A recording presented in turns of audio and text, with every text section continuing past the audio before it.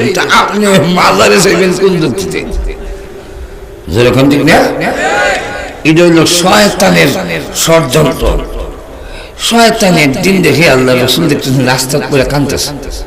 শয়তান যে চিনতে না, জিজ্ঞাসা করলো, ভাই তুমি কাঁদছো কেন? কয় দুঃখে কাঁদি। কি দুঃখ? সব কথা তো বলা যায় না। তুমি কে? আপনি আমাকে চিনবেন না। তুমি নাম করে চিনবেন। কি নাম? আমার নাম শয়তান। আচ্ছা, কান্দিস কান্দিস? কান্দি এত কষ্ট করে আপনার উম্মতকে দিয়া গুনাহ করাই, কিন্তু তারা যখন কবরের কথা স্মরণ হয়, জাহান্নামের আগুনের কথা স্মরণ হয়, তখন আল্লাহর কাছে তওবা করে অনুতপ্ত হয়, চোখের পানি ছেড়ে দিয়ে কান্দে।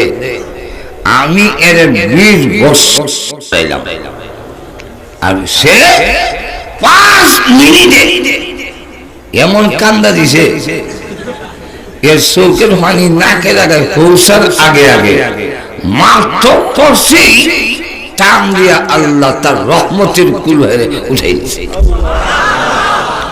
আল্লাহ রাসূল উদাহরণ দিয়ে বলছেন, কোন বান্দা যদি তওবা কইরা আল্লাহর দরবারে গুনার জন্য কান্দে, তো সন্তান যেইভাবে কাঁদলে মা টান দিয়া কুলে উঠাইয়া তার চোখের পানিগুলো আঁচল দিয়ে মুছা দেয়, আল্লাহ তার বান্দাকে টান দিয়া রহমতের কুলে উঠাইয়া আল্লাহ কুদরতি হাত দিয়া তার চোখের পানিগুলো মুছে দেয়। এত নিয়ামতের গুনাহ করে আর 5 মিনিটে সব মাফ করে দিল, কাঁদবো নাকি হাসবো নাকি? এই জন্য আমি কান্দি। রাসূল বলেন, আমি খুশি হলাম। আচ্ছা, আল্লাহ যদি গুনাহ মাফ করে দেয় উম্মতের, রাসূল কি নারাজ হবে না? খুশি হবে। রাসূল বলেন, আমি খুশি। শয়তান খুশি হইয়েন না, আমিও সিস্টেম বদলে দিয়েছি। সিস্টেম বদলে দিয়েছি। কি সিস্টেম করছো? কয় এখন কমু একটা, করামো আরেকটা, দেখামো একটা, আর ধরাইমো আরেকটা। কমসো করামো না, নাম দিব ভিতরে সব আকাম কুকাম।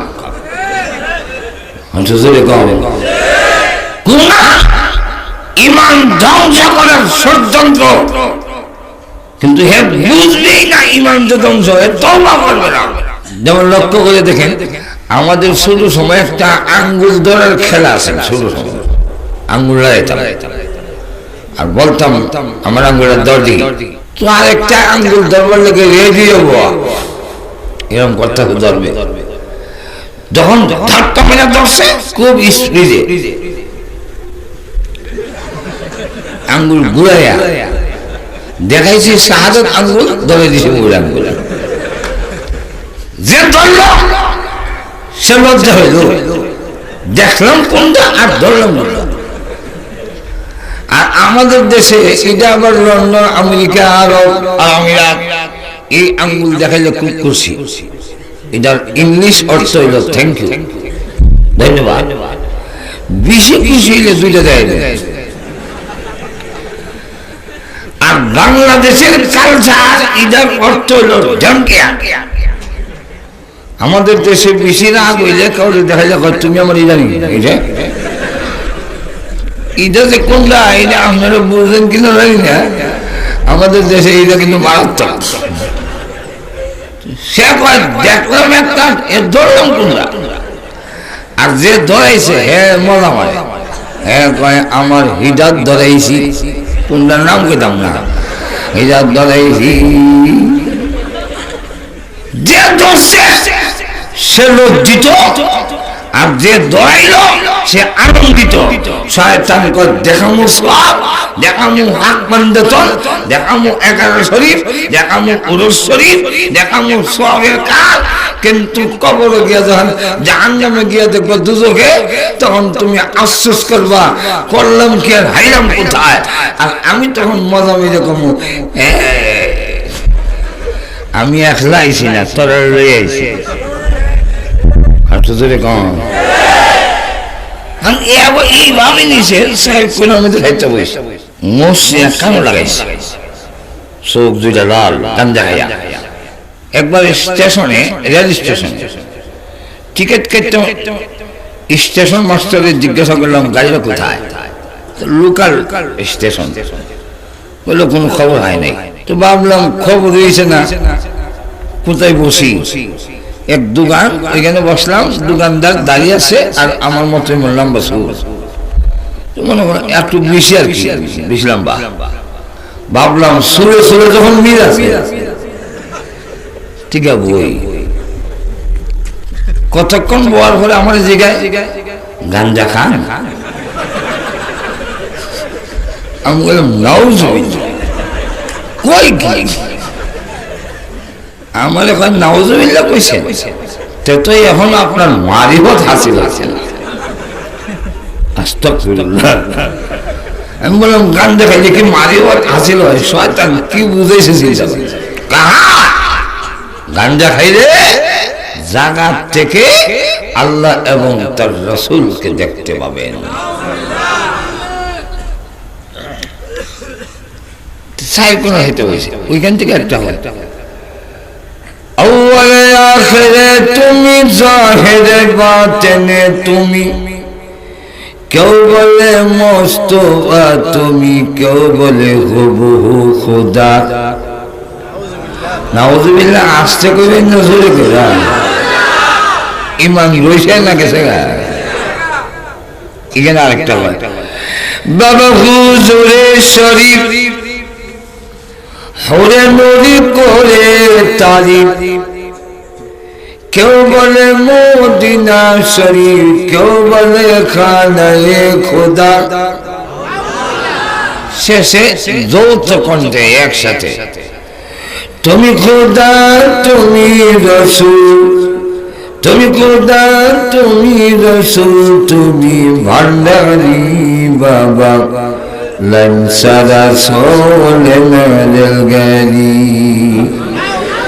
ইমান রয়েছে না গেছি, কিন্তু একার মাত্রা চলে যাচ্ছে। শয়তান এমন কে লাগাইছি, ইমান কোন দিক যাবে ছাড়ি হবে না। নাম দিলে আহলে সুন্নাত ওয়াল জামাত, কিন্তু আহলে সুন্নাত ওয়াল জামাতের আকীদার সাথে কোনো মিল থাকবে না। আহলে সুন্নাত ওয়াল জামাতের আকীদা সন্তান দেওয়ার ক্ষমতা একমাত্র কার? নবীর আছে, আব্দুল কাদের জিলানী, ইব্রাহিম নবী, হযরত জাকারিয়া আলাইহিস সালাম, ওনারাও সন্তান চেয়েছেন আল্লাহর কাছে। ফেরেশতারা এই জন্য হাতের তালুতে নিয়ে জিজ্ঞাসা করে রব্বুল আলামিন কাজে লাগাবো নাকি আউট করে দিব, ছেলে বানাবো নাকি মেয়ে? আল্লাহ আঙ্গুল কি 20টা দিব না 22? আমাদের হাতে আঙ্গুল কয়লা? 20টা। অনেকের 22টা আছে, এদিকে আরো 2টা, যেরকম ঠিক না? রব্বুল আলামিন চোখের সেন্টারকে ঠিক মতে বসাবো নাকি একটু নাড়াইয়া দিব? কারণ আমাদের কাকে কি আকৃতি দিবেন এটার মধ্যে কোনো পীর আউলিয়ারও হাত নাই, পৃথিবীর কোন রাজা বাদশারও হাত নাই। যদি থাকতো আমেরিকার 2 বারের প্রেসিডেন্ট, তার নাম বারাক ওবামা, তার ছেলে মেয়ে এত কালা বাতি দিও যায়, নাকের সেন্টার ঠিক নাই, ঠোঁট মুড়া, প্রেসিডেন্ট হইয়া বিশ্বের সবচেয়ে বড় প্রেসিডেন্ট হইয়া তার সন্তানের গঠন একটু পরিবর্তন করার কোনো ক্ষমতা নাই। এর কারণ কার কি আকৃতি হবে এর একক ক্ষমতা কার? আয়াত দিয়ে দলিল দেই, আল্লাহ বলেন হুয়াল্লাযী ইউসাউইরুকুম ফিল আরহামি কাইফা ইয়াশা।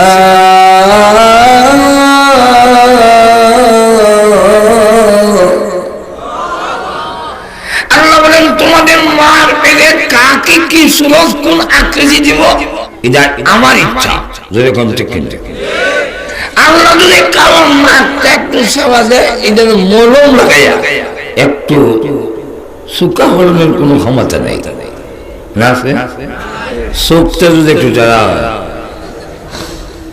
সুদা হরণের ক্ষমতা নেই। তাই ফেরেশতারা জিজ্ঞাসা করেন রব্বুল আলামিন আঙ্গুল কি বিষ্ঠা দিব না বাইশ? আল্লাহ রব্বুল আলামিন তখন বলেন ফেরেশতারা ছেলে হবে না মেয়ে হবে, আঙ্গুল 20 হবে না 22 হবে, চোখের সেন্টার ঠিক মতো বসাবে নাকি একটু দিবে, আমার নতুন করে বলার কোনো প্রয়োজন নেই। লৌহে মাহফুজের দিকে তাকায় দেখো, সে মার পেরে দেওয়ার 50,000 বছর আগে আমি আল্লাহ তার সুরত বোর্ডের মধ্যে আটকায় রেখে দিয়েছি। তাহলে আমাদের প্রত্যেকের ছবি লৌহে মাহফুজের মধ্যে লটকানো। এই জন্যে তাফসীর ইবনে কাসিরের মধ্যে এক হাদিস আছে, আপনি আমাদের নবী বিশ্ব নবী রাহমাতুল লিল আলামিন বলেন, আমার আগে যত নবী রাসূল পৃথিবীতে এসেছেন সব নবী রাসূল আমার সাথে উম্মত সহ দেখা করছে। সুবহানাল্লাহ কই না, ভাগ্য কই না, আর শুধু এখন আল্লাহু আকবার।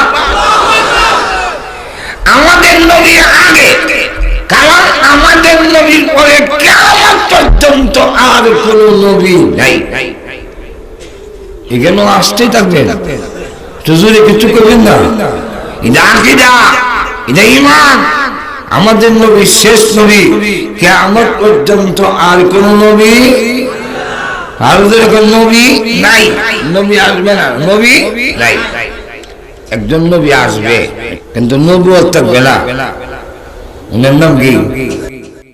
ঈসা আলাইহিস সালাম আসবে না কিন্তু নবী হয়ে না, নবুয়ত নাই। এই কারণে কেন আমাদের নবীর পরে কিয়ামত পর্যন্ত আর কোন নবী নাই। নবীর আসনে বসবার মতো জায়গাও খালি নেই।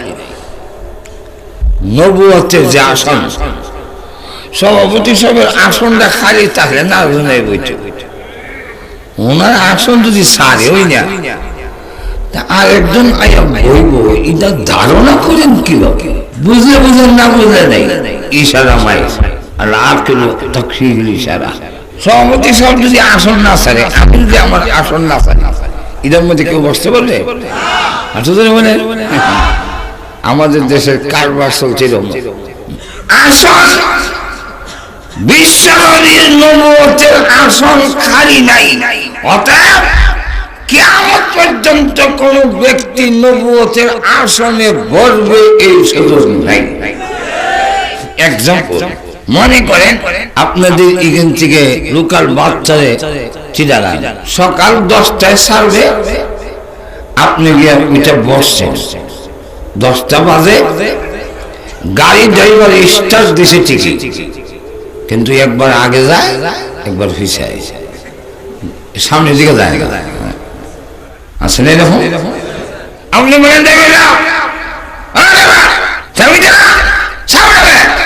ড্রাইভার জবাব দেয় টাইম হয়েছে, প্যাসেঞ্জার হয় নাই, এই জন্যে আরো 15 মিনিট পরে সামনে। কয় মিনিট? আপনি ভাবলেন ছিল বসে না থেকে 15 মিনিট পরে যখন সবে একটা চা খাই, আপনি যদি চা খাইতে চলে যান সিটটা খালি হয়ে অন্যরা বইবার সম্ভাবনা আসেনি। এই কারণে দুইটা ব্যাগ আছে, এই ব্যাগ সিটটার মধ্যে রেখে গেছে। এখন কি বলেন, সিটটার মধ্যে কোন লোক আছে, মানুষ আছে, আছে মানুষ আছে, কিন্তু সিটটা খালি আছে, কেউ বসতে পারবে কেন? আর ব্যাগ আছে কয়টা? দুইটা ব্যাগ আছে। ঠিক তেমনি রাসূল বলেন তারাকতু ফীকুম আমরাইন লান তাদিল্লু মা তামাসসাকতুম বিহিমা কিতাবাল্লাহি ওয়া সুন্নাত রাসূলি। আমি চলে যাই, আমার জায়গাটার মধ্যে দুইটা ব্যাগ রেখে যাই। এক ব্যাগের নাম আল্লাহর কিতাব, আর এক ব্যাগের নাম আমি নবীর সুন্নাত মানে হাদিস। তাহলে রাসূলের নবুয়তের আসনের মধ্যে দুইটা ব্যাগ রাখা। অতএব বলেন, রাসূল যদিও পৃথিবীতে নাই, কিন্তু রাসূলের আসনটা বসার মতো কি সুবিধা আছে? খালি আছে কেন? বলেন, কিন্তু আমাদের ব্রাহ্মণবাড়ির ভাষা, আমাদের সমাজের কিছু লোক আছে, এদেরকে বলে গাউরা, গার কাটা গার চারা। এই জাতীয় লোকেরা এসে যখন দেখে লোক নেই, ব্যাগ আছে, তখন দুই ব্যাগ নিচে রেখা হেসিল হয়ে যায়। ইদারে আমরা দেশের ভাষায় কয় গাউরা। আপনারা কি করেন জানি না? গান কাটা ঘাড়া গাছ চারা হেদারা বুঝছি দেই। আমি বলছি ছিল বইছি এতে যদি একটা দল, একটি ইসলামের ক্ষতি হয়, একটি মকবুল জামাত যদি ধ্বংস হয়ে যায়, ছাড়তে রাজি না। গাড়ুয়া কি কয়? গাড়ুয়া গাছ খাড়া গাছ চারা। এই জাতীয় লোকগুলো সিট থেকে ব্যাগ নিচে নেই বয়ে যাবে। তখন যাইবার আগে ডাইনে বামে তাকায় দেখে কারে দায়িত্ব দেওয়া যায়। এমন লোক আছে যাকে দায়িত্ব দিলে হিন্দি ব্যাগ লয়ে দেবে। তাই তাকায় দেখলেন সভাপতি সাহ হুজুর বিশ্বস্ত, তাই হুজুরের কাছে দায়িত্ব দিয়ে গেল, হুজুর একটু আমার সিটটার দিকে খেয়াল রাখেন, ঘাড় কাটা ঘাড় চালা দরবার না আসে। এখন যদি ওই জাতীয় লোক এসে ব্যাগটা ধরে, হুজুর এমনি দমক দেয়, লোক আছে হুজুর এখন ঠিক ঠিক কেমনি হবে? আপনি আমার নবী পৃথিবী থেকে বিদায় হওয়ার আগে ভাষণ দিয়া বললেন, আমি চলে যাই, আমার জায়গায় দুইটা জিনিস রেখে যায়, একটা আল্লাহর কিতাব আর একটা আমার সুন্নাত হাদিস। এখন আমার পরে এই জাতীয় লোক যারা তৈরি হবে, যারা আমার সিট থেকে কোরআন সুন্নাহকে সরাইয়া তারা নিজের মন মতো ব্যাখ্যা দিয়ে এই জায়গায় বসতে যাবে, খাতামুন নবীয়িনের ব্যাখ্যা আরেকটা দিবে, এরা কোরআনের ব্যাখ্যা অন্যটা দিয়ে আমার জায়গায় বসতে যাবে। এরা যেন বসতে না পারে, নবুয়তের এই আসনটাকে পাহারা দেওয়ার জন্য উলামায়ে কেরামকে আল্লাহর রাসূলের পক্ষ থেকে দায়িত্ব দেওয়া গেছে। ইসলামী সম্মেলনের আজকের প্রথম দিনের শেষ অধিবেশনের অত্যন্ত শ্রদ্ধাভাজন সভাপতি দামাত বরকাতুহুম মুআজ্জাজ মুকাররম উলামায়ে কেরাম, সর্বস্তরের প্রাণপ্রিয় মুসলমান ভাইয়েরা, পর্দার অন্তরালে অবস্থানরত অত্যন্ত শ্রদ্ধেয় মা ও বোনেরা, শত কাজ কর্ম ব্যস্ততা থাকার পরেও আজকের মাহফিলে আমাদেরকে শরীক হওয়ার, উপস্থিত হওয়ার তৌফিক যিনি দিয়েছেন, সেই মহান আল্লাহ পাকের আলিশান দরবারে অন্তরের অন্তঃকরণ থেকে শ্রদ্ধার সাথে শুকর আদায় করছি আলহামদুলিল্লাহ। আমি আপনাদের সামনে পবিত্র কোরআন শরীফের সূরাতুল বাকারার 281 নম্বর আয়াত কারিমা তেলাওয়াত করছি। এই আয়াত রাসূলের কাছে নাযিলকৃত সর্বশেষ আয়াত। রাসূলের ইন্তেকালের মাত্র কয়েকদিন আগে এই আয়াত নাযিল হয়, এরপরে আর কোনো আয়াত নাযিল হয় নাই।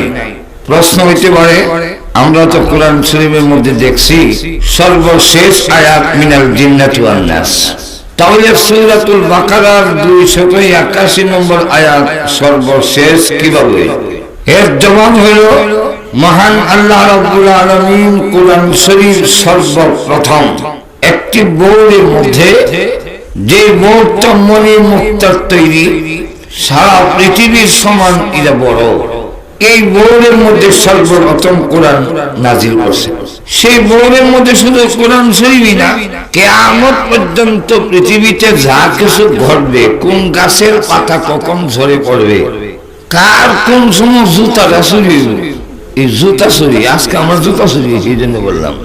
কার উপরে কখন কোন বিপদ ঘটবে এবং কিয়ামত পর্যন্ত এই পৃথিবীতে যত মানুষ আসবে প্রত্যেকের ছবি এই বোর্ডের মধ্যে লটকায়। না আসতে কইন, মহিলারা শুনবো আপনারা আবার। আল্লাহ বলে وَكُلَّ شَيْءٍ أَحْصَيْنَاهُ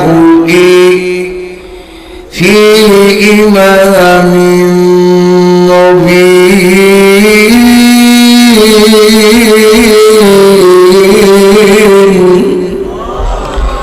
ফি ইমামিন মুবিন এর অর্থ হলো ফি কিতাবিন মুবিন। এই কারণে বুখারী শরীফে আনছেন সন্তান তৈরি করার যে উপকরণ, যাকে কোরআনের ভাষায় মুঠা বলা হয়, যার বাংলা নাম মাহফিলে উচ্চারণ করা যায় না, লজ্জা হয়, এমন একটি গৃহীত হানি।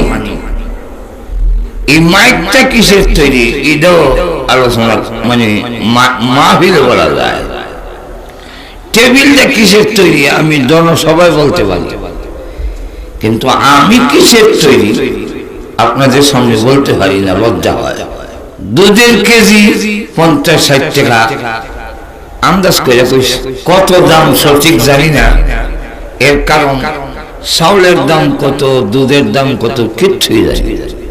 সারা বছর মানুষের গুলো খাই, একটা আন্দাজ করে পেলাম 50-60। আপনাদের এলাকার দুধ কত কেজি জানি না তো। ফলে যদি আপনারা আবার বলেন ঠিক হয় নাই তো দূরবেন হুজুর মিথ্যা কথা বললো কেন, একটা আন্দাজ করে পেলাম 50-60 টাকা। কিন্তু আপনাকে যে ফাঁকিটা আল্লাহ বলেছেন এটা 50 পয়সা দিয়েও কেউ নিবে না। আল্লাহ নিজে বলে আলাম নাখলুকুম মিন মাইন মাহিন,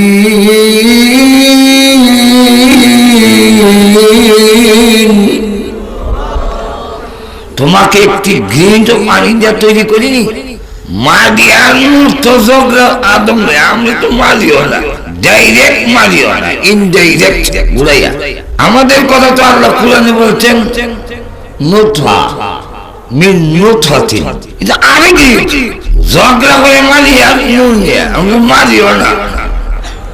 আরো নিচে আমাদেরকে মাটি কেন বলা হয়? মিনহা খালাকনাকুম ওয়া ফিহা নুঈদুকুম, এই আয়াতের ব্যাখ্যায় তাফসীরে মাজারি তিনটা কারণ উল্লেখ করছেন। আমাদের বাবা আদম মাটি, এই হিসাবে আমরা মাটি। বাপ যদি সবজি হয় ছেলেও সবজি লেয়, বাপ যদি সৈয়দ হয় হ্যাঁ সৈয়দ লেয়। এই আপনি সৈয়দ লেখেন কেন? আমার বাপ সৈয়দ, আপনি সবজি লেখেন কেন? আমার বাপ সবজি তেল সবজি গুঁড়াও নেব নাকি? তো বাপ সৈয়দ ছেলে সৈয়দ, বাপ সবজি ছেলেও সবজি। আমাদের বাবা আদম মাটির তৈরি, আমরা তার স্বর্ণের তৈরি করে লাভ নাই। নম্বর 2, আমরা যে জিনিস থেকে তৈরি হয়েছি নুতফা, নুতফা করতে হয়েছে রক্ত থেকে, রক্ত করতে হয়েছে খাদ্য থেকে, খাদ্য করতে হয়েছে মাটির থেকে। অনেক ঘুরাইয়া ইনডাইরেক্ট আমরা মাটি, ডাইরেক্ট মাটিও না। আরেকটা ব্যাখ্যা দিয়েছেন মানুষ যখন তৈরি করা হয় আমাদের শুধু নাভিদের মধ্যে মাটি, আর কোথাও মাটি নাই।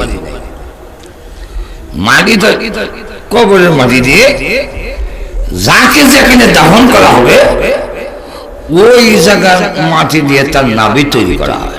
যাক, ওই দিকে আমি যাব না। আমি বলতে চাচ্ছি যে ওই নাপাক পানি যেটা দিয়ে মানুষ তৈরি করা হয় সেটা যখন মার রেহেমে যায়, ফেরেশতারা হাতের তালুতে নিয়ে জিজ্ঞাসা করে, আল্লাহ এটা কি কাজে লাগাবো নাকি নষ্ট করে দেব?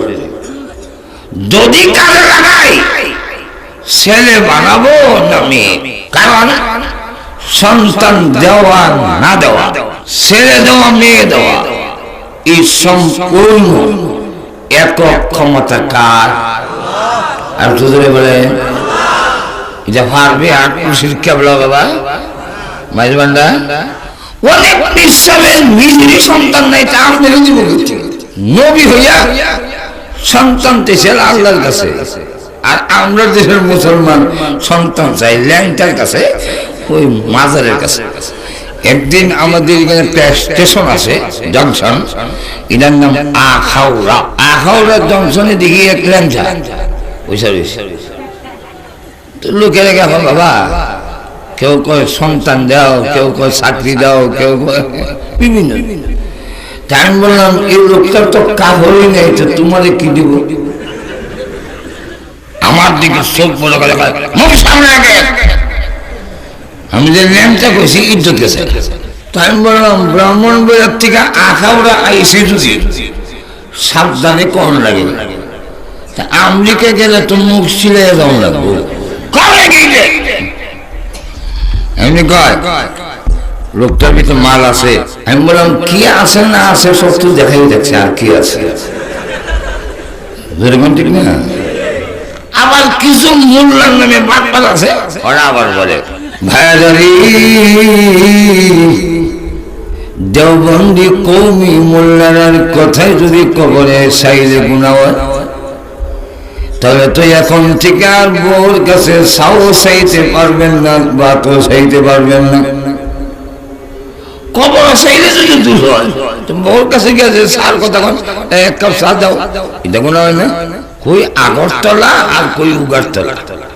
কিছু কিছু জিনিস আল্লাহ আমাদেরকেও ক্ষমতা দিয়েছেন। আল্লাহ ইচ্ছে করলে আমার হাত একবার অসল করে দিতে পারে, আর না এই 5 মিনিটের ভিতরে এমন করতে পারেন যে হাত আর লড়ে না। এই ক্ষমতা আল্লাহ নাই। আমার কথা আপনারা বুঝেন? হ্যাঁ নাকি? আমার উচার শক্তি বন্ধ করে দেওয়ার মতো ক্ষমতা আল্লাহর আছে কি নাই? কিন্তু এরপরেও আমাকে হাত নাড়াবার ক্ষমতা আল্লাহ দিয়েছেন, আমাকেও দিয়েছেন।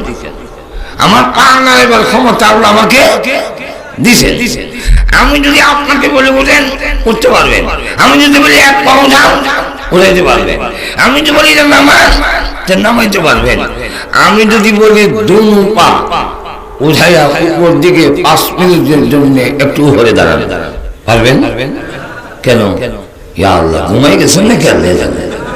পারবেন আপনি? 5 মিনিটের জন্য দুনো পা উঠাইয়া শূন্যস্থানে থাকতে পারেন না কেন? এই ক্ষমতা আল্লাহ আমাকে দেয় নাই। ধরে বলেন ঠিক কিনা? আরো ধরে বলেন ঠিক কেমনি হবে? আপনি যদি আপনার ওয়াইফ দিকে এখন এক কাপ চা দাও দিতে পারবে, ভাত দাও দিতে পারবে, কিন্তু যদি আপনার ওয়াইফকে বলেন 3টা মেয়ে হয়েছে এবার একটা ছেলে দাও, আর না হয় লাড়ি রেখে যাইয়া যতই পিঠা ছেলে দেওয়ার ক্ষমতা যেই জিনিস আল্লাহ ছাড়া আর কাউকে দেওয়ার ক্ষমতা দেয় নাই, এটা আল্লাহ ছাড়া আর কারোর কাছে চাওয়ার জায়েজ নাই। আর ধরে বলেন এই কথাটি আমরা বলি ইয়াকা না'বুদু ওয়া ইয়াকা নাস্তাঈন।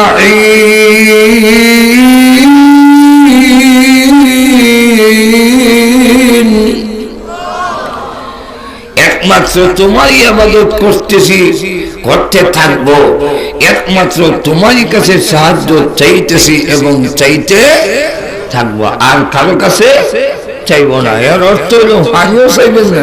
এই জন্য আসুন ইব্রাহিম আলাইহিস সালাতু ওয়াস সালাম নবী হইয়া সন্তান চাইলেন আল্লাহর কাছে। আল্লাহ রাব্বুল আলামিন 98 বছর বয়স হয়ে গেল, এখন পর্যন্ত কোন সন্তান এমন নাই। আল্লাহর কাছে ফরিয়াদ করলেন রব্বি হাবলি মিনাস সালিহিন, আল্লাহ তুমি একটা নেককার সন্তান আমাকে দান করো। আল্লাহ জবাবে বললেন ফাবাশশারনাহু বিগুলামিন হালিম, হে ইব্রাহিম তোমাকে সুসংবাদ দিলাম, একটি ছেলে যাওয়ার জন্য সুসংবাদ দিলাম। ছেলের কোয়ালিটি কি হবে সেটাও আল্লাহ জানাইয়া দিলেন। আল্লাহ বলেন বিগুলামিন হালিম, তোমার ছেলে ধৈর্যশীল হবে। আল্লাহ যা বলেছিলেন তাই হয়েছে। জাকারিয়া আলাইহিস সালাতু ওয়াস সালাম নবী হইয়া আল্লাহর কাছে সন্তান চাইলেন। এখান থেকে স্পষ্ট আহলে সুন্নাত ওয়াল জামাতের আকীদা। আমাদের দেশে আহলে সুন্নাত ওয়াল জামাতের নামে আহলে বেজালও আছে। আসলে বলেন নাম হলো আহলে সুন্নাত, সুন্নি, সুন্নাত ওয়ালা। কিন্তু মুস এমন লম্বা করছে কানুনিয়া লাগাইছে, গুতাইয়া ফল বাই করবে। হে কি সুন্নত ওয়ালা না মুস ওয়ালা? হ্যাঁ শুনি, হে তো সুন্নত ওয়ালা না, এটা তো গান্দা ওয়ালা। আর যদি বলে এটা কি খাঁটি আগে সুন্নত ওয়াল জামাত না ভেজাল? আর যদি বলে হাই, এক মহিলা, বিধবা মহিলা, ওনার একটা নাতিন আছে খুব সুন্দরী। এই নাতিনের প্রতি এক যুবকের লোভ হয়ে গেছে। ভাবলো যদি এই ঘরে হামলা করি, আইনেও ধরবে, সমাজেও ধরবে, তাহলে কিভাবে নিয়ে যেতে পারি? নানির কাছে গিয়ে বললো, নানি আপনাদের তো হাট বাজার করে দেওয়ার কোনো লোক নাই, আমার রেখা দেন, আমি আপনাদের হাট বাজার করে দিব। তো বললে, ভাই আমরা তো খাবার জোগাড় করতাম পারি না, আবার তোমার বেতন দেবো কই থেকে? তো বলে বেতন লাগবে না, free service, free service, service কোনো পয়সা লাগবে না। কেন? এত মতলব বাড়ে না। ঠিক আছে ভাই, পয়সা বলি না, তো খুব ভালো, আমাদের হাট বাজার করে দেওয়ার মতো কোনো লোক নাই। তো তোমার নাম কি? আমার নাম নাতিন জামাই। এর নাম ওই নাতিন জামাই। এখন নানি বাজার ঘরে যে নাতিন জামাই বাজারে দাও, নাতিন জামাই ধান কোথায় দাও, নাতিন জামাই এটা করে দাও। এই এলাকার সব জানে এটা নাতিন জামাই। বৎসর খানিকটা কে নাতিনের সাথে ফিট করিয়া ভালোবাসা প্রেম করিয়া রাত্রে লইয়া যায়। তখন নানি কান্দে আর ও দেখলাসি নাতিন জামাই নাতিন নিয়ে যায়। লোকেরা ঘর হচ্ছে কি জবাব দেয়? নাতিন জামাই নাতিন নিত নাকি তোমারই বলে এটা। নানি আর বুঝাইতে পারে না এটা নামের নাতিন জামাই নাতিন নিয়ে যায়। আমরাও বুঝাইতে পারি না নামের আহলে সুন্নাত ওয়াল জামাত সুন্নাত লইয়া যায়।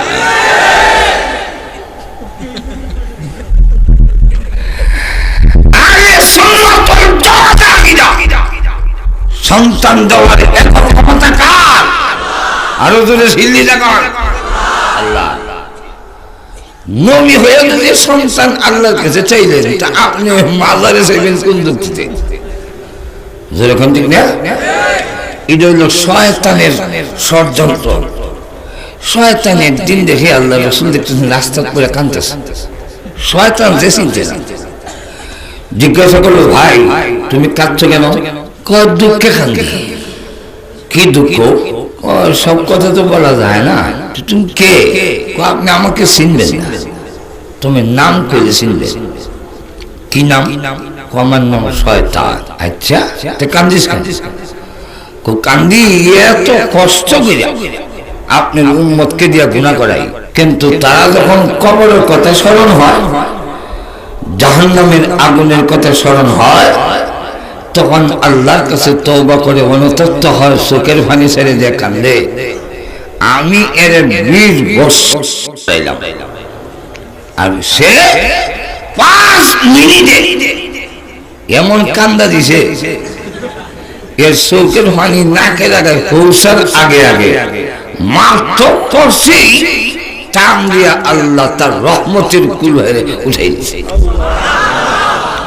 আল্লাহ রাসূল উদাহরণ দিয়ে বলছেন, কোন বান্দা যদি তওবা কইরা আল্লাহর দরবারে গুনার জন্য কান্দে, তো সন্তান যেইভাবে কাঁদলে মা টান দিয়া কুলে উঠাইয়া তার চোখের পানিগুলো আঁচল দিয়ে মুছে দেয়, আল্লাহ তার বান্দাকে টান দিয়া রহমতের কুলে উঠাইয়া আল্লাহ কুদরতি হাত দিয়া তার চোখের পানিগুলো মুছে দেয়।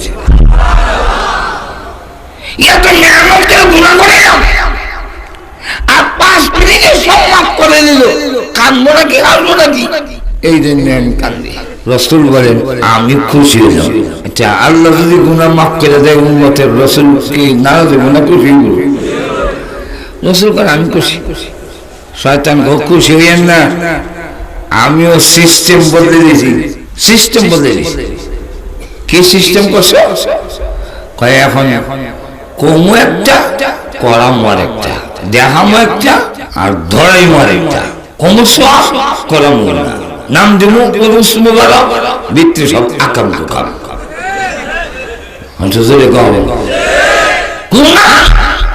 ইমান ধ্বংস করার ষড়যন্ত্র, কিন্তু হে বুঝবেই না ইমান যে ধ্বংস, তওবা করবে না।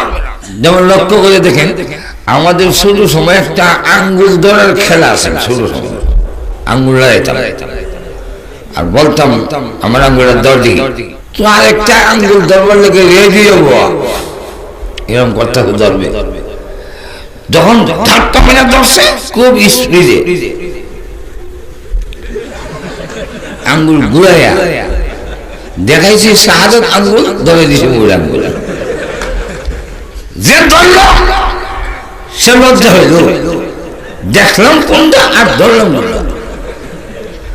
আর আমাদের দেশে এটা আবার লন্ডন, আমেরিকা, আরব, আমিরাত, এই আঙ্গুল দেখাইলে খুব খুশি।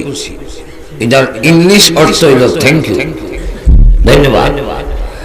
বেশি খুশি হইলে দুইটা দেয়।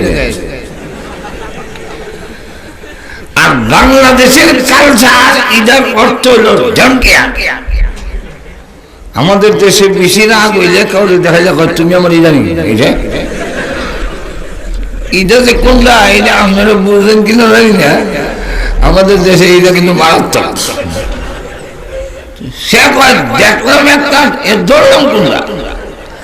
আর যে ধরাইছে হে মজা মারে, হ্যাঁ কয় আমার হিদাত ধরাইছি, কোনটার নাম কইতাম না, হিদাত ধরাইছি। যে ধরছে সে লজ্জিত, আর যে ধরাইল সে আনন্দিত। শয়তান কয় দেখামু সব, দেখামু হাত বান্দাতন, দেখামু 11 শরীফ, দেখামু উরুস শরীফ, দেখামু সওয়াবের কাজ, কিন্তু কবরে গিয়া যখন জাহান্নামে গিয়া দেখবা দুজকে, তখন তুমি আফসোস করবা করলাম কি আর হাইলাম কোথায়। আর আমি তখন মজা মেরে কমু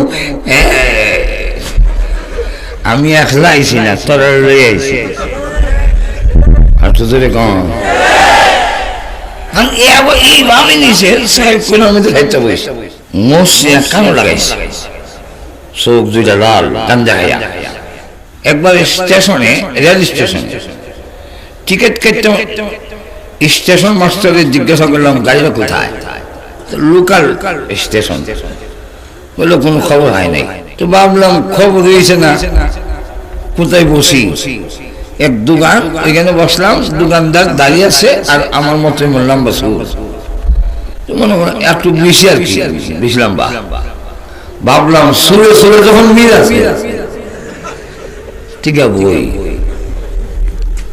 কতক্ষণ বলার পরে আমার জায়গায় গাঞ্জা খান,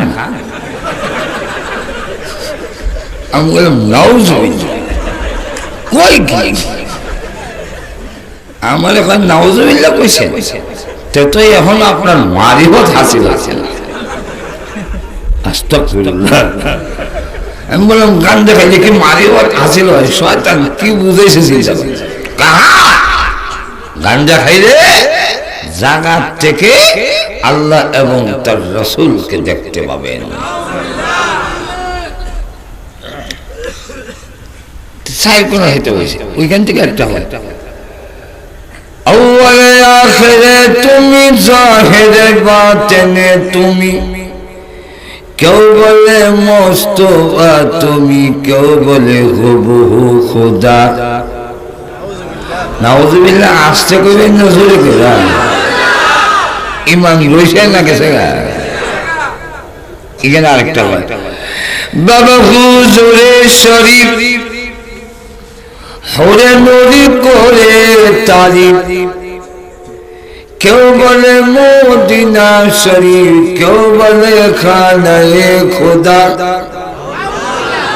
শেষে যৌথ কণ্ঠে একসাথে, তুমি খোদা তুমি রসুল, তুমি খোদা তুমি রসুল, তুমি ভান্ডারি বাবা লঞ্চারা সোলে মেল গেলি। ইমান রয়েছে না গেছি, কিন্তু একার মধ্যে না চলে যাচ্ছে। শয়তান এমন কেউ করে ইমান কোন দিক যাবে ছাড়ি হবে না। নাম দিলে আহলে সুন্নাত ওয়াল জামাত, কিন্তু আহলে সুন্নাত ওয়াল জামাতের আকীদার সাথে কোনো মিল থাকবে না। আহলে সুন্নাত ওয়াল জামাতের আকীদা সন্তান দেওয়ার ক্ষমতা একমাত্র কার? নবীরও আছে, আব্দুল কাদের জিলানী, ইব্রাহিম নবী, হযরত জাকারিয়া আলাইহিস সালাম, ওনারাও সন্তান চেয়েছেন আল্লাহর কাছে। ফেরেশতারা এই জন্য হাতের তালুতে নিয়ে জিজ্ঞাসা করে রব্বুল আলামিন, কাজে লাগাবো নাকি আউট করে দিব, ছেলে বানাবো নাকি মেয়ে? আল্লাহ আঙ্গুল কি 20টা দিব না 22? আমাদের হাতে পায়ে আঙ্গুল কয়লা? 20টা। অনেকের 22টা আছে, এদিকে আরো 2টা। যেরকম ঠিক না? রব্বুল আলামিন চোখের সেন্টারকে ঠিক মতে বসাবো নাকি একটু নাড়াইয়া দিব? কারণ আমাদের কাকে কি আকৃতি দিবেন এটার মধ্যে কোন পীর আউলিয়ারও হাত নাই, পৃথিবীর কোন রাজা বাদশারও হাত নাই। যদি থাকতো আমেরিকার 2 বারের প্রেসিডেন্ট, তার নাম বারাক ওবামা, তার ছেলে মেয়ে এত কালা, বাতি দিও যা, নাকের সেন্টার ঠিক নাই, ঠোঁট মুড়া, প্রেসিডেন্ট হইয়া, বিশ্বের সবচেয়ে বড় প্রেসিডেন্ট হইয়া, তার সন্তানের গঠন একটু পরিবর্তন করার কোনো ক্ষমতা নাই। এর কারণ কার কি আকৃতি হবে এর একক ক্ষমতা কার? আয়াত দিয়ে দলিল দেই, আল্লাহ বলেন হুয়াল্লাযী ইউসাউরিকুম ফিল আরহামি কাইফা ইয়াশা।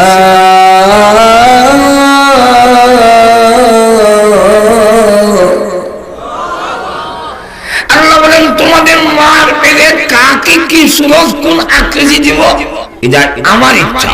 যেরকম ঠিক কিন্তু আল্লাহ যদি কারণ মারতে একটু সেবা দেয়, এটার মলম লাগাইয়া একটু সুকা হরণের কোনো ক্ষমতা নেই।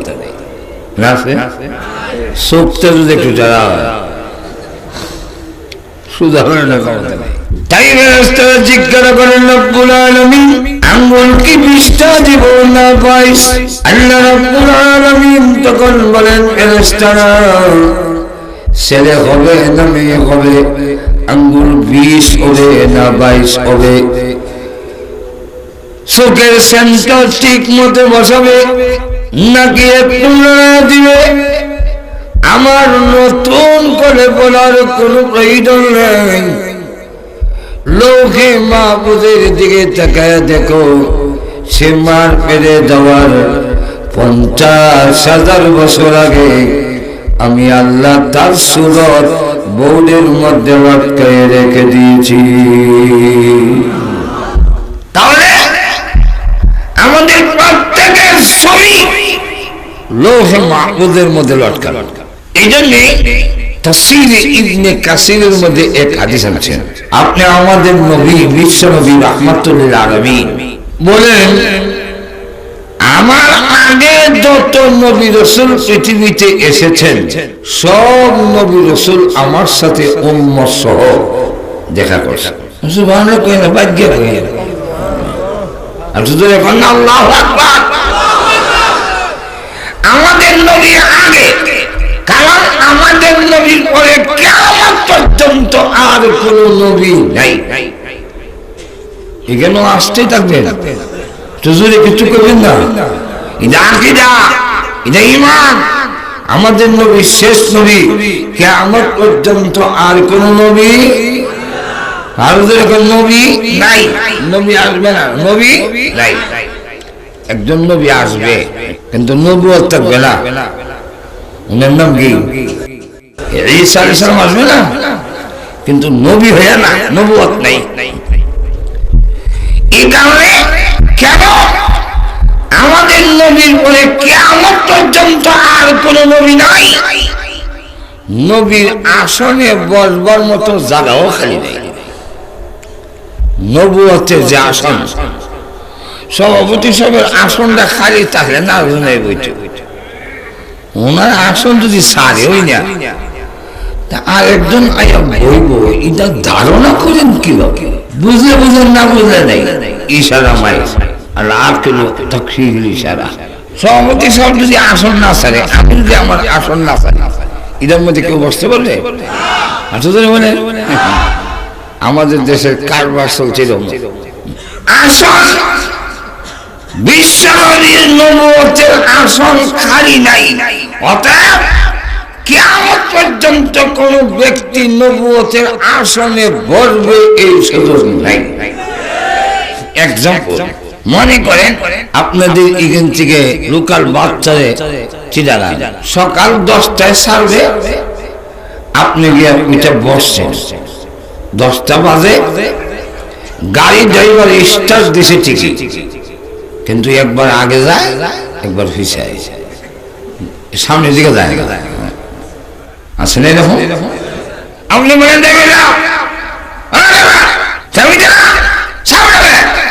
ড্রাইভার জবাব দেয়, টাইম হয়েছে, প্যাসেঞ্জার হয় নাই, এই জন্যে আরো 15 মিনিট পরে সামনে।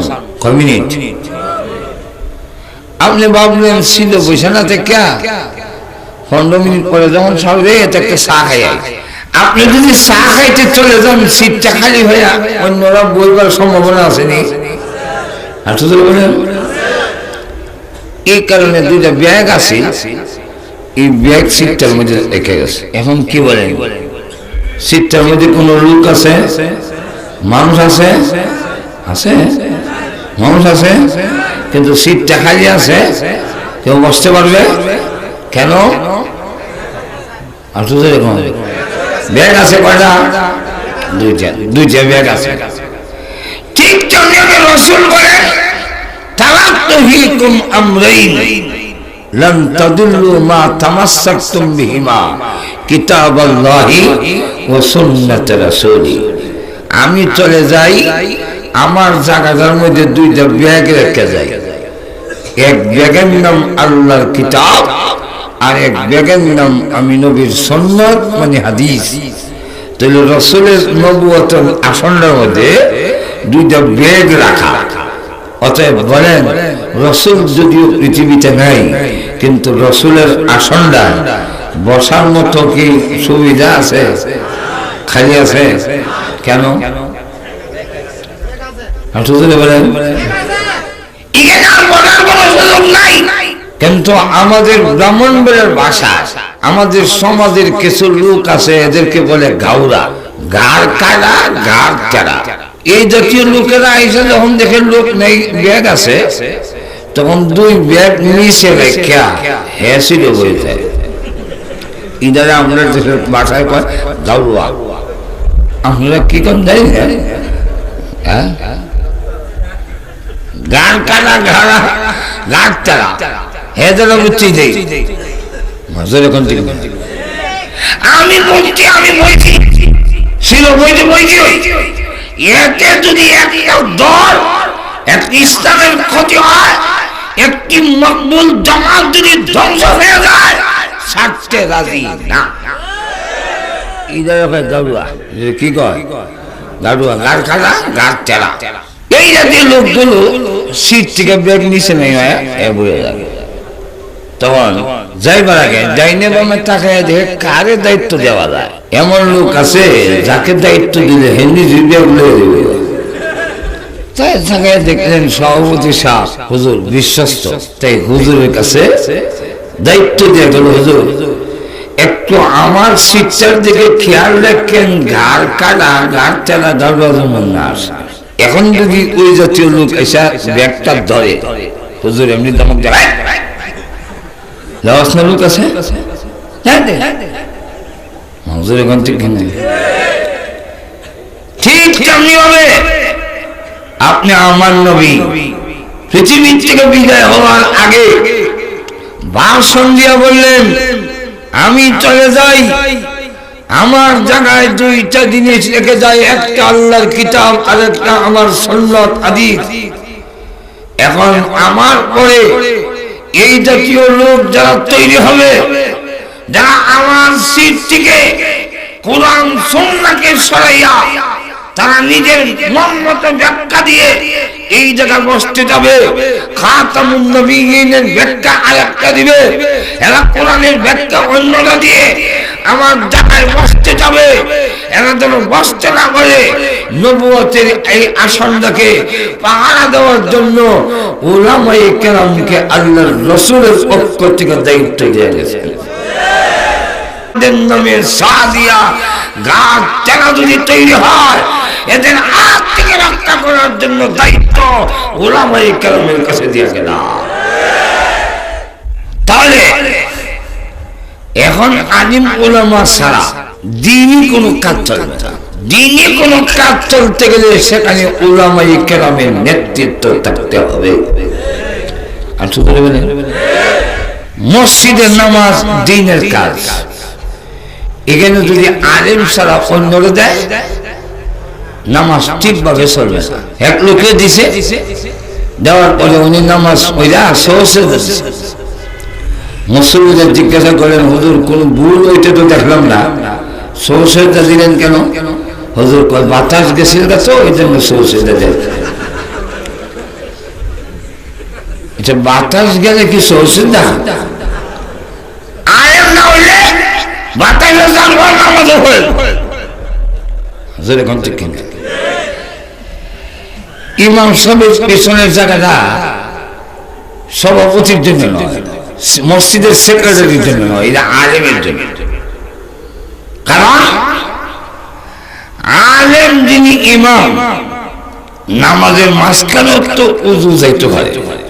এবছর আমি লন্ডন জোরে নামাজ পড়তে গেছি, তো মসজিদের ইমাম সাহেবের পিছনে ইক্তেদা করলাম, রুকুত যাইবার আগে দেখি উনি ঘুরিয়া আমার দিকে চাইছে, ইশারা দিছে। আমিও তো বুঝছি যে ইশারা কেন ঠিক না, কিন্তু একজন সাধারণ লোককে যখন ইমাম সাহেব ইশারা দিছে, উনিও নামাজ থেকে নাক বয়া জব দেয়।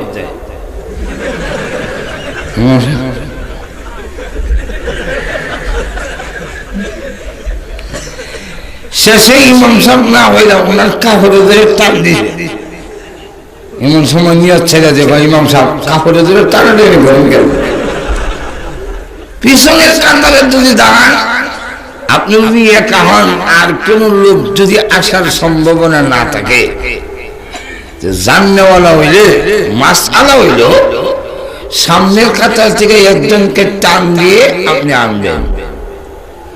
যদি তিনি আলেম হয়, জাননেওয়ালা হয়, তিনাকে টান দিতে আস্তে আস্তে সরে আসবে, একা দাঁড়ানি মাত্র।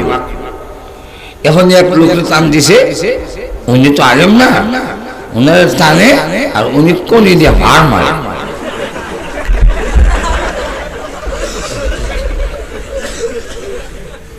সোজা পরিষ্কার কথা,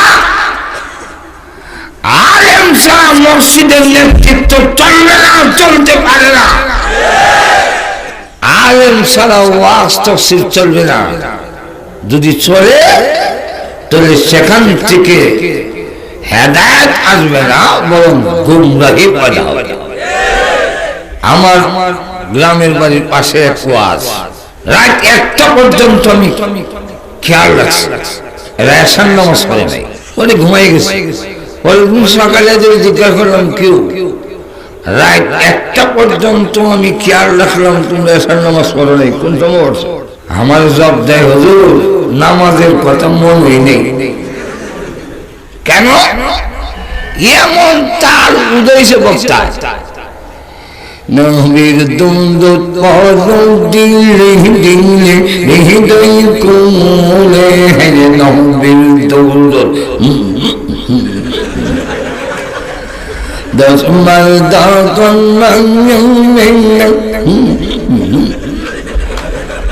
এমন তার উদয়ছে নামাজের কথা মনে নেই।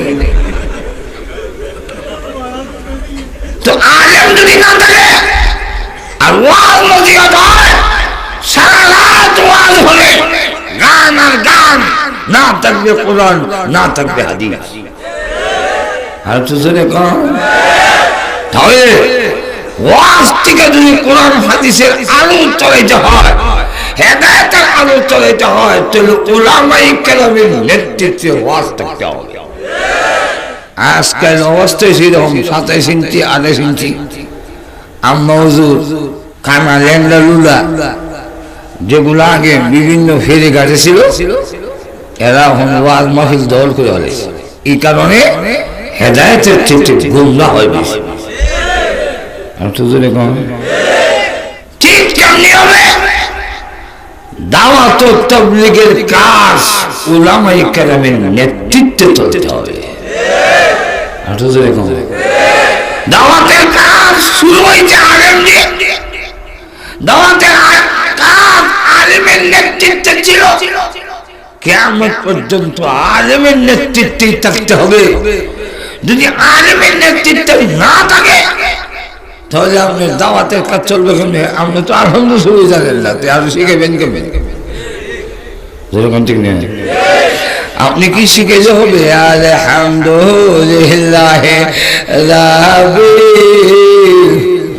ঘুমে গেছেন না? খেলে আলেমের নেতৃত্ব সারা দিনই কাজ চলবে না। মানেন না? মানেন কিনা আপনারা?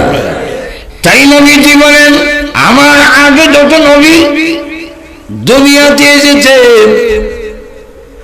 সব নবী উম্মত সহ আমার সাথে মুসাফা করেছেন। আমি তাকায় দেখি কোন নবী 80 জন উম্মত, কোন নবী 40 জন, কোন নবী 20 জন, কোন নবী 10 জন, কোন নবী 5 জন, কোন নবী 9 জন, একজন উম্মত নাই। হঠাৎ করে তাকায় দেখি 6 লক্ষ উম্মত নিয়ে একজন নবী আসতেছেন, নবী আগে উম্মত পিছনে, তাদের পায়ের আঘাতে ধুলাবালু অন্ধকার হয়ে যাচ্ছে। আমি ডাক দিয়ে বললাম প্রভু গো, উনি কোন নবী এত উম্মত নিয়ে আসতেছেন? আল্লাহ জানিয়ে দিলেন তিনি হলেন বনি ইসরাইলের বড় নবী জলিলুল কদর পয়গম্বর মুসা আলাইহিস সালাতু ওয়াস সালাম। 6 লক্ষ উম্মত নিয়ে আসতেছে। নবীজি বলেন স্বপ্নের মধ্যে আমার চেহারাটা মলিন হয়ে গেল, আমি এমনি মলিন হয়ে গেল। এই জন্য আল্লাহ কিয়ামতের দিন মুসা নবীর উম্মত বেশি হবে, এত উম্মত তো আমার হবে না। এই অল্প সময়ে আমি এত উম্মত কোথা থেকে পাবো গো আল্লাহ? এমনি আল্লাহ ডাক দেব নবীজি আপনার কি পরিমাণ উম্মত হবে? কে কে আপনার উম্মত হবে?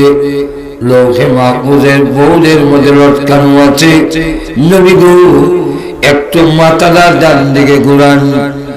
নবী বলেন আমি আমার মাথা ঘুরালাম, তাকায় দেখি শুধু মানুষ আর মানুষ। মানুষের ভিড়ের কারণে আমার ডান দিকে আসমান আর দেখা যায় না। আল্লাহ ডাক দিয়ে বলেন ও নবীজি আপনার মাথা মোবারক বাম দিকে ঘুরান। নবীজি বলেন আমি বাম দিকে মাথা ঘুরাইলাম, তাকায় দেখি শুধু মানুষের মানুষ। মানুষের ভিড়ের কারণে আমার বাম দিকে আসমান দেখা যায় না। আল্লাহ ডাক দিলেন নবীজি উপর দিকে তাকায়। নবীজি বলেন আমি উপর দিকে তাকালাম, তাকায় দেখি শুধু মানুষের মানুষ। মানুষের ভিড়ের কারণে উপরের আসমান দেখা যায় না। আল্লাহ ডাক দিয়া বললেন ও বিশ্বনবী রাহমাতুল লিল আলামিন, 6 লক্ষ উম্মত দেখে আপনার চেহারাটা মলিন হয়ে গিয়েছিল। হ্যাঁ নবী, ডাইনে বামে উপরে যা মানুষ দেখলেন 6 লক্ষ নয়, 6 কোটি নয়, অসংখ্য অগণিত মানুষ যা দেখলেন ওরা সবাই আপনি বিশ্ব নবীর উম্মত হবে। এদের প্রত্যেকের ছবি লৌহে মাহফুজের কেমন আছে? তাই ভাইরা আমার, লৌহে মাহফুজ একটি মণি মুক্তার তৈরি প্লেট। ওর মধ্যে আল্লাহ রাব্বুল আলামিন 30 পারা কোরআন রেখেছেন। কিয়ামত পর্যন্ত কেউ স্পর্শ করতে পারবে না, এখানে কেউ হাত দিতে পারবে না, কেউ অপবিত্র অবস্থায় সইতেও পারবে না। অতএব যতই চেষ্টা করো, কিয়ামতের আগেও পৃথিবীর কোন বাহাদুর, কোন ক্ষমতাবান আল্লাহর কোরআনের আলো বন্ধ করতে পারবে না। কোরআন আছে, থাকবে, তার আলো কেউ নির্বাপিত করতে পারবে না। কেন? যদিও কোরআনের লাইট জ্বলে বাংলাদেশে, কিন্তু সুইচটা বাংলাদেশে নয়, সুইচটা হলো লৌহে মাহফুজের মধ্যে।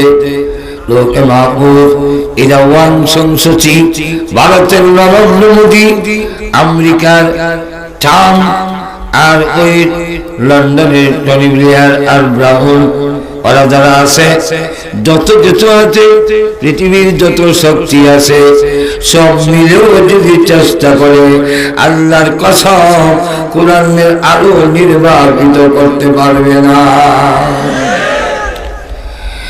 আল্লাহ রাব্বুল আলামিন কোরআনের বিভিন্ন আয়াতে বলেছেন, লৌহে মাহফুজের মধ্যে আল্লাহ কোরআন রেখেছেন। সেখানের মধ্যে আল্লাহ রাখা প্রথম সূরার নাম হলো সূরাতুল ফাতিহা, সর্বশেষ সূরার নাম সূরাতুল নাস। সূরাতুন নাস সর্বশেষ আয়াত হলো মিনাল জিন্নাতি ওয়ান নাস, সর্বশেষ আয়াত। সেখান থেকে আপনি আমার নবীর কাছে যখন নাজিল হয় তখন কিন্তু সিরিয়াল মেনটেন করে নাজিল হয় নাই। যখন যে আয়াতের দরকার তখন সেখান থেকে ওই আয়াত নাজিল করা হয়েছে। আল্লাহর নবী বিশ্ব নবী রাহমাতুল লিল আলামিনের কাছে প্রথম নাজিল হয়েছে জাবালে নূরে হেরা পর্বত, ইকরা বিসমি রাব্বিকাল্লাযী খালাক। ইকরা দিয়া শুরু হলো। বুখারী শরীফের বর্ণনা, জিবরাইল এসে নবীজিকে বললেন পড়ুন। কি পড়ব? কোনো কিছু নাই, কি পড়ব? মুসলিম শরীফের হাদিসের মধ্যে উল্লেখ করা হয়েছে রেশমি কাপড়ের মধ্যে সূরাতুল আলাক লেখা। আল্লাহ নবীর সামনে তুলে ধরে বলেন আপনি পড়ুন। কি লেখা? রাসূল বলেন মা না বিকারিন, আমি লেখাপড়া করি নাই, দুনিয়ার কারো কাছে পড়ি নাই, কিভাবে পড়ব? এর কারণ আল্লাহ পাক যত নবী রাসূল দুনিয়াতে প্রেরণ করেছেন, কোন নবী দুনিয়ার কারো কাছে লেখাপড়া করেন নাই। নবী যিনি হবেন তিনি লেখাপড়া করতে পারবেন না। অথচ দুনিয়ার জ্ঞান বিজ্ঞান যেখানে শেষ, নবীর জ্ঞান এখান থেকে শুরু হয়। আর তো যেমন লক্ষ্য করে দেখি আমাদের নবী বিশ্ব নবী রাহমাতুল লিল আলামিন জীবনে কারো কাছে একটা অক্ষর পড়েন নাই, তিনি একটা অক্ষর লেখেন নাই, দুনিয়ার কারো কাছে পড়েন নাই। কিন্তু জ্ঞান বিজ্ঞানীরা এই বর্তমান চরম উন্নতির যুগে যে যুগে লোকেরা দাবি করে চন্দ্রের মধ্যে গিয়ে আসছে, যে লোকেরা দাবি করে মঙ্গল গ্রহের স্নেপ নিয়েছে, যে যুগের লোকেরা স্যাটেলাইটের মেশিনের মাধ্যমে তামাম পৃথিবী সব নিয়ন্ত্রণ করে, ওরা তাকায় দেখে তাদের জ্ঞান বিজ্ঞান যেখানে শেষ, মুহাম্মদের জ্ঞান এখান থেকে শুরু। যেমন লক্ষ্য করে দেখে অসুবিধা হইতেছে তো আমরা শেষ করে দিব। হ্যাঁ, আপনাদের অসুবিধা হলে আমার খুব ভালো, কারণ 7-8 ঘন্টা 8 ঘন্টা গাড়ি ড্রাইভ করে এখানে হয়েছে, আবার 8 ঘন্টা যেতে হবে। এখন যত তাড়াতাড়ি আপনাদের অসুবিধা হবে অত আমার জন্য কল্যাণ, কথা বুঝলেন? আর আমি তো আমার ব্যতিক্রম এক বক্তা, আমার ডেলি 3-4টা হাক্সাওয়াজ, এই আজকে একটা, কারণ জোড়া লাগাবার কোনো ভাত নেই। বুঝেন নাই মনে হয় আমার কথা বোঝা যায় কিছু? হ্যাঁ না কেন, কারণ আমি তো অসুস্থ, এখনো এক সাইড নাই। আমার কথা বোঝা যায় কিনা আমার নিজের মধ্যে সন্দেহ। তাই আপনারা যদি জোরে হ্যাঁ না না কোন, তো মনে করি যে মনে বোঝা যায় না, এই জন্য কিছু পায় না।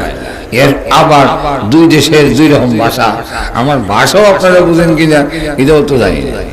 এক দেশের ভাষা, এক দেশের বলি, আরেক দেশের গালি, ঠিক না? যেমন আছেন সামনের দিকে যাই তো আল্লাহ নবী লক্ষ্য করে দেখেন 2টা এক্সাম্পল দেই। এর মধ্যে একটা হলো আমাদেরকে নবীজি শিক্ষা দিয়েছেন হাসি আসলে আলহামদুলিল্লাহ বলতে হয়। আমরা আলহামদুলিল্লাহ বলি। চিকিৎসার এক বড় বিজ্ঞানী এই কথাটার উপরে সে কালিমা করে মুসলমান হয়েছে। সে বলে, হে মুসলমানেরা, তোমরা আলহামদু বলো কেন? তখন বলল, আমাদের নবী শিক্ষা দিয়েছেন আলহামদুলিল্লাহ বলার জন্য। বিজ্ঞানীরা তখন ইদার উপরে রিসার্চ করে দেখে একবার হাসির সঙ্গে 3000 জীবাণু শরীর থেকে বের হয়ে যায়। তখন ওই চিকিৎসা বিজ্ঞানী বলে 1500 বছর পরে, তখন সময়ে 1500 বছর আগে কোনো যন্ত্র ছিল না, জীবাণু নির্ণয় করার কোনো ব্যবস্থা ছিল না। মুহাম্মদ কি করে জানলো জীবাণু যায়? এই কারণে আলহামদুলিল্লাহ বলে আল্লাহর শুকর আদায় করতে হয়। এই জন্য ওই চিকিৎসা বিজ্ঞানী করে 1500 বছর পরে যন্ত্র আবিষ্কার করে আমরা যেই সিদ্ধান্তে পৌঁছলাম, মুহাম্মদ 1500 বছর আগে তাও পৌঁছে গেছে। এতে বোঝা যায় তিনি আল্লাহর পয়গম্বর, তাই আর দেরি করলেন না, কালিমা পড়ে মুসলমান হয়ে গেছে। লক্ষ্য করে দেখে কুকুরে কোনো কিছুতে জিহ্বা দিয়ে চাটলে কুকুরের জিহ্বার থেকে যে জীবাণু লাগে, এটাকে ধ্বংস করার জন্য আল্লাহ নবী বলছেন, এক হাদিসে বলছেন 3 বার দইতে হবে, আরেক হাদিসে বলছেন 5 বার, আরেক হাদিসে আছে 7 বার, আরেক হাদিসে আছে 8 বার। কিন্তু প্রত্যেকটা হাদিসের মধ্যে উল্লেখ করা আছে উল্লাহ বিতুরাব, মাটি দিয়ে বসাইতে হবে। ওই চিকিৎসা বিজ্ঞানী কয় মুহাম্মদ তো এতটুকু বললেই চলতো, 3 বার ধুইতে হবে, অথবা 5 বার, অথবা 7 বার, অথবা 8 বার। উলা হুন্না বিতুরাব, মাটিটা ধুইতে হবে, মরাইতে হবে, গোশতে মাছতে হবে। কারণ কি? এই চিকিৎসা বিজ্ঞানীরা রিসার্চ করে দেখে কুকুরের জীবাণু আগুনে দিলে মরে না, কুকুরের জীবাণু গরম পানি দিলে মরে না, কুকুরের জীবাণুটা অ্যাসিড আর জেচল দিয়ে মরাইলে ধ্বংস হয় না, কিন্তু মাটি দিয়ে বসাইলে কুকুরের জীবাণু ধ্বংস হয়ে যায়। তাহলে তারা বলে 14 বছর পরে আমরা রিচার্জ করে বসলাম, মাটিটা বসাইলে কুকুরের জীবাণু ধ্বংস হয়। মুহাম্মদ তো দুনিয়ার স্কুল কলেজে চিকিৎসা বিজ্ঞানী কোনে সায়েন্সে পড়লেন না, তাহলে মুহাম্মদ কি করে জানলেন? তাহলে বোঝা যায় আমাদের জ্ঞান যেখানে শেষ, নবীর জ্ঞান এখান থেকে শুরু। আর দেরি নয়, সঙ্গে সঙ্গে তারা কালেমা পড়ে মুসলমান হয়ে গেছে। শুধু এখানেই শেষ না, লক্ষ্য করে দেখি চন্দ্রের মধ্যে একটা গাছের মতো দেখা যায়। এই গাছটা কিসের গাছ? এটা ছোট সময় মার কাছ থেকে জানলাম এখানে একটা গাছ আছে, সামনের ভিতরে বিল গাছ। এখানে একজন বুড়িও থাকে, মাঝে মাঝে সেখান থেকে সুতা ছাড়ে। বিজ্ঞানীরা বলে এটা নাকি পৃথিবীর ছায়া। পৃথিবীর ছায়া কত আর জায়গা হয়েছে না, সান্দ গিয়া হচ্ছে। আপনি আমার নবীকে জিজ্ঞাসা করেন, ইয়া রাসূলুল্লাহ, ইয়া হাবিবাল্লাহ, ওই যে চন্দ্রের মধ্যে গাছের মতো দেখা যায় এটা কি গো নবীজি? আল্লাহ নবী বলেন, ওরে আমার উম্মতেরা, এটা হলো মহান আল্লাহ রাব্বুল আলামিনের কুদরতের আলামত, আল্লাহর কুদরতের নিদর্শন। সাহাবীরা বলেন, ওগো নবীজি আর একটু ব্যাখ্যা দিয়ে বলেন আল্লাহর কুদরতের নিদর্শনটা কি? নবীজি তখন ডাক দিয়ে বলেন, ও আমার সাহাবীরা, সূর্যের মধ্যে যেইভাবে পাওয়ার আছে, চন্দ্রের মধ্যে এইভাবে পাওয়ার ছিল। দুইটা লাইট দিনে রাইতে জ্বললে বান্দার ঘুমাইতে অসুবিধা হবে। এই জন্যে আল্লাহ রাব্বুল আলামিন হুকুম দিলেন, জিবরাইল তোমার নূরের পাখা দিয়া চন্দ্রের মধ্যে 3 বার বাতাস দাও। আল্লাহ রাব্বুল আলামিনের হুকুমে জিবরাইল আলাইহিস সালাতু ওয়াস সালাম চন্দ্রের মধ্যে 3 বার বাতাস দিলেন। এর ভিতর থেকে আলোটা যখন সরে গেল, আল্লাহ রাব্বুল আলামিন হুকুম দিলেন, ও ফেরেশতারা চন্দ্রের এই গরমটাকে সূর্যের সঙ্গে মিলাইয়া দাও, চন্দ্রের মধ্যে একটা দাগ রেখে দাও। রামদুনিয়ার চিন্তাশীল বুদ্ধিমান লোকেরা চন্দ্রের দিকে তাকাইয়া এই নিদর্শনটা দেখে খুঁজে বের করবে আমি আল্লাহ তাদের জন্য চন্দ্রটাকে ডিম লাইট বানিয়ে দিয়েছি। এই জন্য তখন তারা আমি মহান আল্লাহর শুকর গুজার হবে। ও ভাইয়া, বিজ্ঞানীদের জ্ঞান দেখা গেছে, নবীর জ্ঞান এখান থেকে শুরু। নবী হইলে দুনিয়ার কারো কাছে তিনি লেখাপড়া করিতে পারিবেন না, কারণ নবীদের শিক্ষক হলেন আল্লাহ। এই কারণে গোলাম আহমদ কাদিয়ানী তিনি নবী হতে পারেন না। এর কারণ 3 বার মেট্রিক পরীক্ষা দিয়া ফেল করিয়াছেন। 3 বার মেট্রিক পরীক্ষা দিয়ে যে লোকটা ফেল করে, এই লোকটার নবী কেমন জুতের নবী হবে?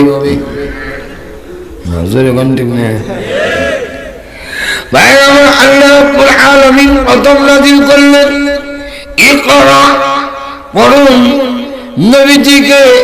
নবীজি যখন জানিয়ে দিলেন, না না আমি পড়ব কিভাবে, আমি দুনিয়ার কারো কাছে লেখাপড়া করি নাই।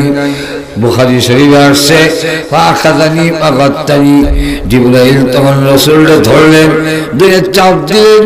যেই চাপের কারণে রাসূল কষ্টের চূড়ান্ত জায়গায় পৌঁছে গেলেন। 1 বার 2 বার 3 বার চাপ দেওয়ার পরে এরপরে নবীজি বললেন, পড়া শুরু করলেন। জিবরাইল 5 আয়াত পড়ে চলে গেল। এই কারণে ইকরা বিসমি রাব্বিকাল্লাযী খালাক, এই সূরাটা প্রথম নাযিল হওয়া শুরু হয়ে গেল। সর্বশেষ আয়াত আমার তেলাওয়াতকৃত আয়াত, যখন যে আয়াতের দরকার হয়েছে, প্রয়োজন হয়েছে, তখন সেই আয়াত সেই সূরা নাযিল হয়েছে। কোরআনকে যখন কিতাব আকারে লেখা হয়, আল্লাহর পক্ষ থেকে জানিয়ে দেওয়া হয়েছে, কিতাব যখন লেখা হবে লৌহে মাহফুজকে মিলাইয়া লিখতে হবে। লৌহে মাহফুজের মধ্যে সূরা ফাতিহা কোরআনের কিতাবের মধ্যে থাকবে প্রথম সূরা সূরা ফাতিহা। লৌহে মাহফুজের মধ্যে সর্বশেষ সূরা সূরাতুন নাস। লৌহে মাহফুজের মধ্যে সূরাতুন নাস থাকার কারণে আমাদের কোরআনের মধ্যে শেষ সূরা সূরাতুন নাস। নবীর কাছে নাযিল হলো সর্বশেষ আয়াত, আমার তেলাওয়াতকৃত আয়াত। এই আয়াত এত গুরুত্বপূর্ণ, একটা মানুষের ব্যক্তিগত জীবন, পারিবারিক জীবন, সামাজিক জীবন, এমনকি রাষ্ট্রীয় জিন্দেগি নিয়ন্ত্রণ করার জন্য, একবারে সুশৃঙ্খল করার জন্য একটা আয়াতই যথেষ্ট, বেশি লাগবে না, একটা আয়াতই যথেষ্ট। আসল আয়াতের দিকে একটু যাই। এতক্ষণ পর্যন্ত বুঝালাম আয়াতটা বোঝাবার জন্য আল্লাহ রাব্বুল আলামিন সূরাতুল বাকারা 281 নম্বর আয়াতে আল্লাহ বলেন, ওয়াত্তাকু ইয়াওমান তুরজাউনা ফীহি ইলাল্লাহ। হে দুনিয়া, তোমরা ওই দিনটাকে ভয় করো যেই দিন আল্লাহর কাছে তোমাদের সকলে ফিরে যেতে হবে। আমি আপনাদের কাছে জানতে চাই, আমরা সকলেই একদিন আল্লাহর কাছে ফিরে যেতে হবে কি হবে না? আর শুধু বলেন সেখানে হিসাব দিতে হবে। আল্লাহ নবী বলেন, লা তাযালু কাদামা ইবনি আদম হাত্তা ইউসআলা আন খামসিন আন উমরিহি ইমা আপনা। ওই কিয়ামতের দিন 50,000 বছর দাঁড়িয়ে থাকতে হবে জবাব না দেওয়া পর্যন্ত, 5টা প্রশ্নের জবাব না দেওয়া পর্যন্ত। 50,000 বছরের ভিতরে ও ভাইরা আমার পা নাড়াবার অধিকার দেওয়া হবে না, পা নাড়াইতে পারবেন না। এই পায়ের উপরে দাঁড়িয়ে থাকতে হবে, 2 পায়ের উপরে দাঁড়িয়ে থাকতে হবে। যতক্ষণ পর্যন্ত প্রশ্নের জবাব না দিবেন ততক্ষণ পর্যন্ত ওই দিন আল্লাহর আদালতে দাঁড়িয়ে থাকতে হবে। এর মধ্যে প্রথম প্রশ্ন হইল আনুমিহি ফিমা আপনা। বলেন দেখি, আমাদের গোটা জিন্দেগি আওয়ামী লীগের দেওয়া, বিএনপি, জাতীয় বাড়ি কে দিছেন? আসতে আরো জোরে বলেন। আল্লাহ রাব্বুল আলামিন বলেন, মানব জাতি জীবন আমি দিলাম, তাই কিয়ামতের দিনে এই জীবন আমার কাছে হিসাব দিতে হবে। কোন কাজে তুমি ব্যয় করেছো এর হিসাব দাও। আমার দেওয়া জীবন, আমি যদি জীবন না দিতাম তোমার এই দেহের কোনো দাম ছিল না। ব্যাখ্যা দেওয়ার সুযোগ নাই। 2 নম্বর প্রশ্ন করা হবে, ওয়ান শাবাবিহি ফিমা আবলা। গোটা জিন্দেগির মধ্যে, জীবনের মধ্যে একটি পর্যন্ত গোলাপ, একটি পর্যন্ত ফুলের নাম নওজোয়ান কাল। এই কালটা বড় দামি। যখন নওজোয়ান হয় তখন আওয়ামী লীগের টানে, বিএনপিও টানে, জাতীয় পার্টিও টানে, শয়তানিও টানে। সকলের কাছে দামি। যখন জোয়ান বউ তখন দৌড়ায়, আর যখন এই জোয়ানি থাকবে না তোমার আর কোনো কদর ইজ্জত থাকবে না। আওয়ামী লীগে তোমাকে সেক্রেটারি পদ বাদ দিয়ে দিছে, জিজ্ঞেসি না বুড়ো হয়ে গেছে। বিএনপিও সভাপতির পদ থেকে বাদ দিয়ে দিছে, জিগাই নাই। এখন বহু ধমক দিয়া কয় বুড়ো হয়েছ না, শয়তানের বুড়ো হয়েছ। এত কথা বউ কেন? এখন দেখা যায় শুধু তা না, তসবিহ হাতে নিয়ে মসজিদে পাঠাই দিয়েছিলাম, মসজিদে আল্লাহ আল্লাহ করে গিয়া। এখন মসজিদে গিয়ে তসবিহ টানে আর বলে ইমাম সাহেব প্রতি মাসে মাসে এত ঘন ঘন বাড়ির যায় কেন? সুবহানাল্লাহ সুবহানাল্লাহ। মুয়াজ্জিন একটা লোক রাখলো, 3 বার খাবে আর 5 বার আজান দিব, 7 বার করে মসজিদটা পরিষ্কার করতে পারে। কই যে চক্কর লাগায়, একটুকু মসজিদ জানো দেয় না। ইমাম মুয়াজ্জিনে কয়, আল্লাহ এই গুলাটা কোন দিন মরব আর মসজিদটা ঠান্ডা হয়ে মাগো। ওটা মসজিদও দাম নাই, দুনিয়ার কারো কাছে থাকবে না। ভান্ডারে তোর এই নওজোয়ানি আমি আল্লাহ দিয়েছিলাম। তুমি যখন মার পেট থেকে এসেছিলে ইউখরিজুকুম তিফলান, আমি আল্লাহ শিশু বাচ্চা হিসাবে বের করে এনেছিলাম। তুই হাঁটতে জানতে না, কথা বলতে জানতে না, হাত দিয়ে ধরতে পারতে না। আল্লাহ অন্য আয়াতে বলেন আল্লাহু আখরাজাকুম মিন বুতুনি উম্মাহাতিকুম লা তা'লামুনা শাইআন, তোমাকে এমন ভাবে তোমার মার পেট থেকে বের করে এনেছিলাম তুমি কিছুই জানতে না। আজকে তুমি আমি আল্লাহ রাব্বুল আলামিনকে ভুলে গিয়েছো, আমাকে দূরে সরিয়ে দিলে, আর যারা তোমার কেউ ছিল না তারা তোমার আপন হয়ে গেল। আল্লাহ রাব্বুল আলামিন তাই কিয়ামতের দিন আল্লাহ নবী বলে আমরিহি ফিমা আবলা ওয়া আন শাবাবিহি ফিমা আবলা, ওই দিন তোমার আল্লাহর আদালতে নওজোয়ানির জবাব দিতে হবে। যদি জবাব দেওয়ার ভয়টা সকলে আল্লাহর আদালতে ফিরে যেতে হবে। আমাদের দেশের প্রধানমন্ত্রী আল্লাহর আদালতে যাওয়া লাগবে কিনা? ওই যে বার্মার মিয়ানমারের ওয়াং সাং সুচি আল্লাহর কাছে যাওয়া লাগবে নি? ভারতের নরেন্দ্র মোদী এক কথায় নমরুদ থেকে নিয়ে একবার আমাদের দেশের রাজা বাদশাহ পর্যন্ত আদম আলাইহিস সালাম থেকে নিয়ে মসজিদের ইমাম মুয়াজ্জিন সহ একদিন আল্লাহর কাছে সকলে ফিরে যেতে হবে। ওই দিনটাই জবাব দিতে হবে। এই ইয়াকিনার বিশ্বাস যদি আপনার অন্তরে পয়দা করতে পারেন, ব্যক্তিগত জিন্দেগিতে কোনোদিন কোনো মানুষ দুর্নীতি করবে না। আর সুযোগে কম দুর্নীতি ব্যক্তিগত জীবনে করবে না, চুরি করবে না, ডাকাতি করবে না, আইজেট করবে না। আমিরুল মুমিনিন হযরত ওমর রাদিয়াল্লাহু আনহু সফর থেকে যাচ্ছেন, পাহাড়ের কাছে গিয়ে একটু কালো ছেলে দেখে মেষশাখারি করে। হযরত ওমর বললেন, ওরে রাখাল, তোর ছাগল বকরির থেকে একটু দুধ আমাদের দে, আমাদের খাবার নাই, আমাদের দুধের খাবারের ব্যবস্থা করে দে। রাখাল ছেলেরা জবাব দেয়, আমি মালিক নই, আমি রাখাল, দুধ আমি কি করে দিব? যখন ডাক দিয়া কয় ঠিক আছে আমরা টাকা দিয়া দেই, একটা ছাগল আমাদের কাছে বিক্রি করে দে। রাখাল ছেলেটি জবাব দেয়, আমি মালিক না, আমি এরা কিভাবে বিক্রি করব, আর মালিকরে আমি কি বলবো?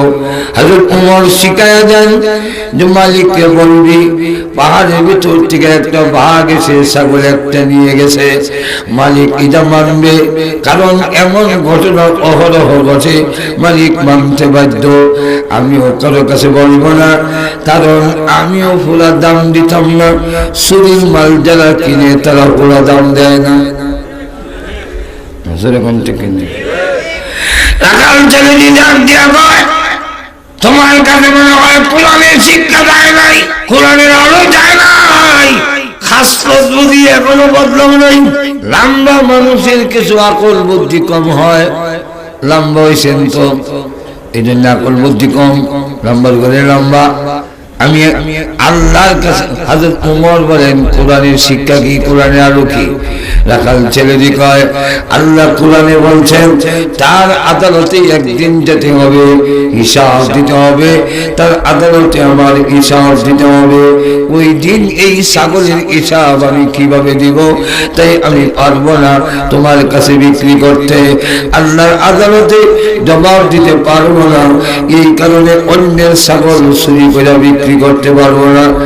হযরত ওমর বলেন, তুই আমাকে চিনছিস কিনা? রাখাল ছেলেটি বলে, না চিনতে পারি নাই। তখন ওমর বলেন, আমার নাম হলো ওমর ইবনুল খাত্তাব। ছেলেটি চোখ বড় বড় করে বলে, লা ইলাহা ইল্লা আনতা সুবহানাকা ইন্নী কুনতু মিনাজ জালিমিন। আল্লাহ মরতে হবে তা তো আমার বিশ্বাস, কিন্তু অত তাড়াতাড়ি যে মরণ হবে এটা তো জানছিলাম না।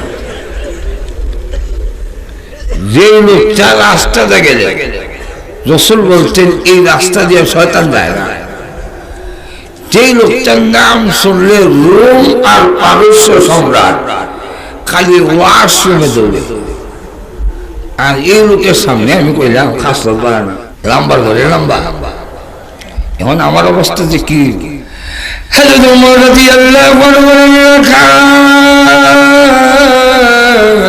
আমি পরিচয় দিতাম না, তোর ব্যবহারে আমার কলিজাটা কান্দা হয়ে গেছে রে রাখাল। আনন্দে বুকটা ভরে গেছে, আনন্দ বলে বোঝা গেছে। ওরে রাখাল, তোর ব্যবহারে আনন্দে আমার মুখটা ভরে গেছে। তোর কাছেও যখন কোরআনের শিক্ষা, কোরআনের আলো পৌঁছে গেছে, আমার দেশের রাখালরাও চুরি করবে না, পুলিশের দরকার হবে না, আমার দেশের রাখালও আর চুরি করবে না। আমরা আজ বলি প্রতিটি ঘরে ঘরে কোরআনের এই আয়াতের আলো যদি প্রত্যেকটা মানুষের অন্তরে পৌঁছে যায়, এই দেশের দুর্নীতি বন্ধ হয়ে যাবে। 47 বছর স্বাধীনতার, 47 বছর চুরি বন্ধ হয় না, ডাকাতি বন্ধ হয় না, আইজেক বন্ধ হয় না, দুর্নীতি বন্ধ হয় না, চুরি বন্ধ হয় না, এবং রোডের বদলা ভার দোকানি বন্ধ হয় না। কেন বন্ধ হয় না? আজ পর্যন্ত নেতৃত্ব যাদের হাতে যায়, কিয়ামতের মাঠে জবাব দিকে তার ভয় এদের অন্তরে না।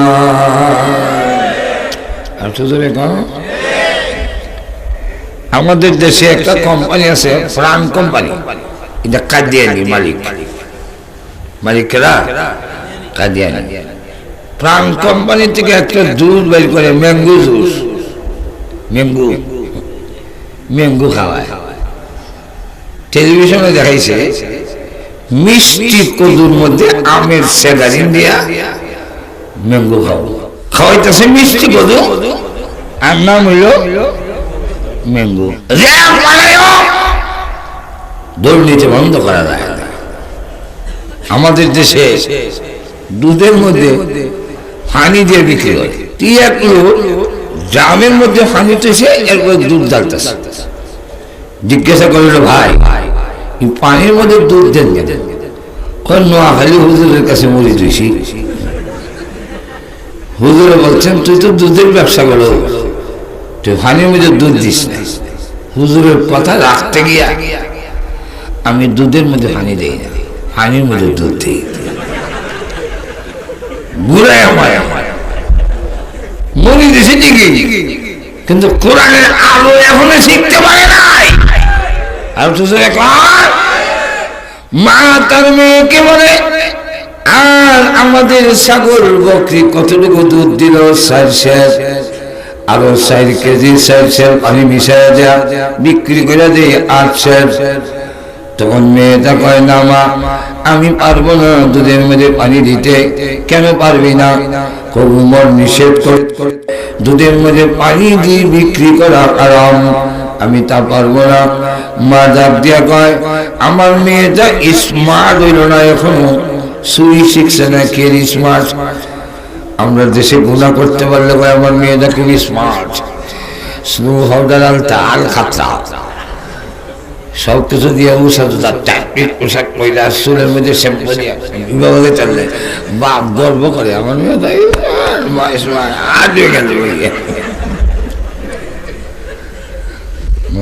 ঠিক নেই। ও অসুবিধা গেছে, আর কয়েক মিনিট করলে অসুবিধা হবে। তো লক্ষ্য করে দেখে এই অবস্থা, মেয়ে বলেন, মা তার মেয়েকে বলে, উমর নিষেধ করলে কি, সে উমর তো ঘরের খুনার দ্বারাই রয় নাই, অসুবিধা কি, উমর দেখবো নাকি? তখন মেয়েটা জবাব দেয়, মা উমর যদিও দেখে না, উমর যে আল্লাহকে ভয় করে, আমিও সেই আল্লাহকে ভয় করি। সেই আল্লাহ দেখতেছেন গোমা, কিয়ামতের মাঠে তার সামনে আমার জবাব দিতে হবে। যেরকম ঠিক আরো জোরে বলে, পারবো না, দুধের মধ্যে পানি দিতে পারবো না। আমাদের মধ্যেও কোন মহিলার অন্তরে এই আয়াত যদি তার পরিপূর্ণভাবে অন্তরের মধ্যে সেই অনুভূতিটা ফিট করতে পারে, আল্লাহর কসম কোন মহিলা জিন্দেগিতে বেপরদা হবে না, স্বামীর অবাধ্য হবে না। আল্লাহ রাষ্ট্রপ্রধানও যদি এই আয়াতটা ভালো করে অনুধাবন করে, জিন্দেগিতে কোনোদিন কোন ভাস্ক চিন্তাই করিয়া ফাঁস করে এবার চিন্তা জীবনে করবে না, খুন আর গুম জীবনে করবে না। এর কারণ দুনিয়ার আদালতে জবাব দাও, আল্লাহর আদালতে একদিন অবশ্যই জবাব দিতে হবে। আমিরুল মুমিনিন উমর রাস্তা দিয়ে যাচ্ছেন, তুই একজন মহিলা, বৃদ্ধা মহিলা সাক্ষাৎ, উনি সালাম দিয়ে জানতে চাইলেন নিজের সম্পর্কে। কারণ আমাদের দেশের দায়িত্বশীলরা যদি পুলিশ ছাড়া আইসে একটু যাচাই করত, তাহলে বুঝতে পারত ওনার জনপ্রিয়তা কি পরিমাণ। এখন ঠিক না? আমি লন্ডন আমেরিকা দেখলাম মন্ত্রী এমপি রাস্তা দিয়ে আগে কোনো পুলিশ নাই, সিকিউরিটি নাই। আর আমাদের দেশে খাইতে হয় না, কিন্তু বেড়া গেলে তুই তো জায়গা হয় আগে ফিসে পুলিশের কাছে। ওরে বাবা, যেমন বোঝা যায় সবচেয়ে ডাকাত ধরা বসে। উন্নত দেশে লাগে না, আমেরিকা, ব্রিটেন, ফ্রান্স, কানাডা, এদের এমপি মন্ত্রী রাস্তা যায়, সিকিউরিটি লাগে না, নিজে গাড়ি চালিয়ে যায়। টনি ব্লেয়ার যখন মন্ত্রী, প্রধানমন্ত্রী, তখন নিজে গাড়ি চালাই দিতেছে। প্রধানমন্ত্রী নিজে গাড়ি চালাই যাবেন নাই, বাসার থেকে মনে বউ কল দিছে বাচ্চার দুধ নিবার লাগে, গাড়ি একখান হারকিন করে দোকান থেকে দুধ নিছে প্রধানমন্ত্রী নিজে। পরের দিন হেডলাইনে এসে সরকারি গাড়ি তেল খরচ করে গাড়ি ব্যবহার করে প্রধানমন্ত্রী নিজের বাচ্চার দুধ কিনিয়াছে। পরের দিন তিনি সংসদে দাঁড়ায় জাতির কাছে মাফ চাওয়ান লাগছে, আই এম সরি। হ্যাঁ, উন্নত হইতো না, আমরা উন্নত হইব। ঠিক না? আমি তো সিঙ্গাপুরিয়াতে, থাইল্যান্ড ছিলাম, প্রথম চিকিৎসা করি থাইল্যান্ড, ব্যাংককে। তো থাইল্যান্ড আর বাংলাদেশ একসাথে সাথে নিয়েছে, বুঝলেন না? কিন্তু হ্যাঁ টাকার মান আমরা থেকে আমরা 3 টাকা দিলে 1 টাকা দেয় থাইল্যান্ড। রাস্তাঘাট সব উন্নত, আমরা থেকে অন্তত আরো 3 গুণ বেশি। কেন? আমাদের উন্নতি সিঙ্গাপুর হয়ে যেত বাংলাদেশ, শুধু দুর্নীতিবাজদের কারণে হয় না। উন্নত দেশের লোকগুলোর এমপি মন্ত্রী পুলিশ লাগে না, আমরা লাগে কেন? কেন বলবো, এখন বলবো। আমি যেটা বুঝছি আপনাদের সামনে বলি, আমার বোঝাটা ভুল হইতে পারে, 100% ঠিক বুঝো না, যদি ভুল হয়েছে ঠিক করে দিয়ে। আমি যেটা বুঝছি রইল, ওই দেশের এমপি মন্ত্রীরা দেশের জনগণের পাওনা দেয়। একটা রাস্তা এমন নাই যেখানে আপনার পাড়া একটু গোড় দিবে আর একটু ব্যথা হইবেন, এমন কোন রাস্তা নাই।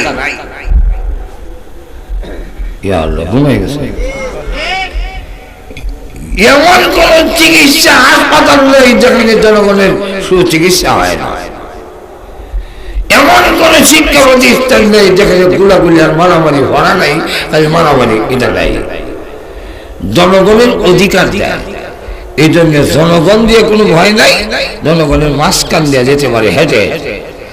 আর আমরা দেশের এমপি মন্ত্রীরা জনগণের ভাবনা দেয় না, এই কারণে জনগণের মাঝখান দিয়া পুলিশ ছাড়া যাইবার সাহস এবং নাই। এটা আমি বুঝছি, আপনারা কোনো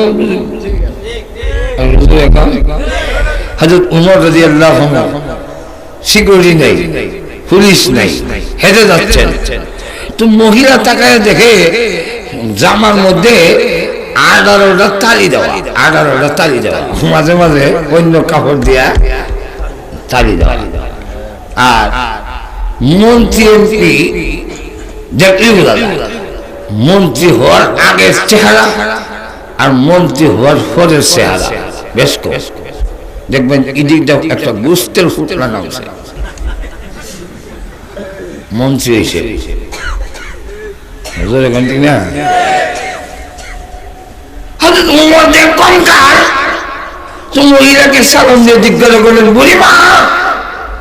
আমিরুল মুমিনিন উমর লোকটা কেমন গো? বই জানাই দিল লোকটা ভালো না, লোকটা ভালো না। হযরত উমর কয় ভালো না কেন? লোকটা দেশের জনগণের দায়িত্ব নিছে, অন্ন বস্ত্র বাসস্থান শিক্ষা চিকিৎসা বিচার ব্যবস্থা ইনসাফ দিবে, আমার ঘরে দেখাও নাই, একদিনও উমর খবর নাই নাই, এই জন্য লোকটা ভালো না। হযরত উমর বলেন আপনার ঘরে যে খাবার নাই উমর যে জানাইছেন? মহিলা দমক দিয়ে গায়ে বেড়ায় কিছু হাদিস পড়তে হস না, তুই তো মোরক করে উমরের দেশে তা হস, পড়াশোনা করিস না কেন? মা কি মোরক কইলাম? কই রাসূলের একটা হাদিসও নাই। জনগণ তোমাদের অসুবিধা সরকারে জানাইও, এমন নির্দেশ রাসূল কোন হাদিসে দেন নাই। রাসূল বলছেন যারা দায়িত্ব নিবা জনগণের খোঁজখবর নিবা। আর তুমি আমার এখন আমি উমরের সংবাদ দিতাম, উমর যদি জানে আমার হৃদয়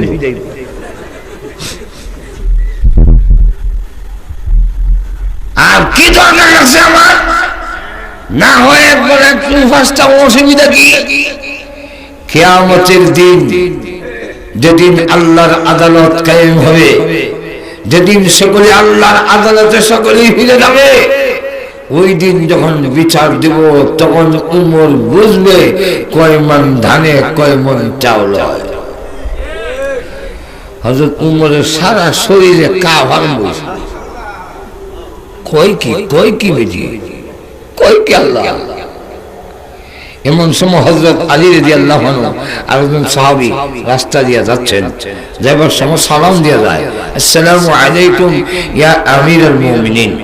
বলি দাঁড়াও, একটা সালাম দিল, সালাম তো দেখতে দেবো না, সব ফকিরের দল, আমিরুল মুমিনিন কর্তৃক। হযরত আলী মনে করছেন বুড়া বিদি যখন চিনছে না একটু পরিচর্যা করাই দেয়। বুড়িমা যার সাথে কথা বলতেছে উনি আমাদের আমিরুল মুমিনিন ওমর ইবনুল খাত্তাব। বুড়ি কয় লা ইলাহা ইল্লা আনতা, আল্লাহ বাংলাদেশে আল্লাহর বিরুদ্ধে করলেও যে কোনো শাস্তি হয় না, নবীর বিরুদ্ধে করলে শাস্তি হয় না, কিন্তু সরকারের বিরুদ্ধে মন্ত্রী এবং প্রধানমন্ত্রীর বিরুদ্ধে ফেসবুকে কিচ্ছু কইল বিনা সাক্ষী 7 বছর জেল। আর এখানে উমরের সামনে ওই বাবারি হযরত উমর ওখান থেকে বাইর করছেন 500 স্বর্ণ মুদ্রা। না আসতে কয়শো 500 স্বর্ণ মুদ্রা। যে স্বর্ণ মুদ্রা 500 তদানীন্তন সময় স্বর্ণের টাকা কয় কোটি মনে হলো না হলেন যুগে দিয়া বলেন বুড়িমা খোঁজখবর নেওয়ার দায়িত্ব আমার ছিল, নিতে পারিনি, আমারে মাফ করে দেন আর আমার হাদিয়াটা গ্রহণ করেন। বুড়ি হাদিয়া গ্রহণ করছে, মা হাদিয়া গ্রহণ করছেন, আমার মাফ করছেন, আমি যে খোঁজখবর নিতে পারি নাই, মা আমি যাই। মহিলার উদ্দেশ্য হইল কোন আজরাইলের সামনে থেকে যাই, আমি যাই না একটু কথা আছে কি বুঝলে লোকটা ভালো না খারাপ, কই 1 নম্বর বালা যে লোকটা এত টাকা দেয় এই লোকটা ভালো হইব নাকি খারাপ হইব? আচ্ছা তা আমি যাই, কোন যাইতে চাইতেছে। উমর বলেন বুড়িমা দাঁড়ান, আরেকটু কথা আছে গো বুড়িমা। কি কথা?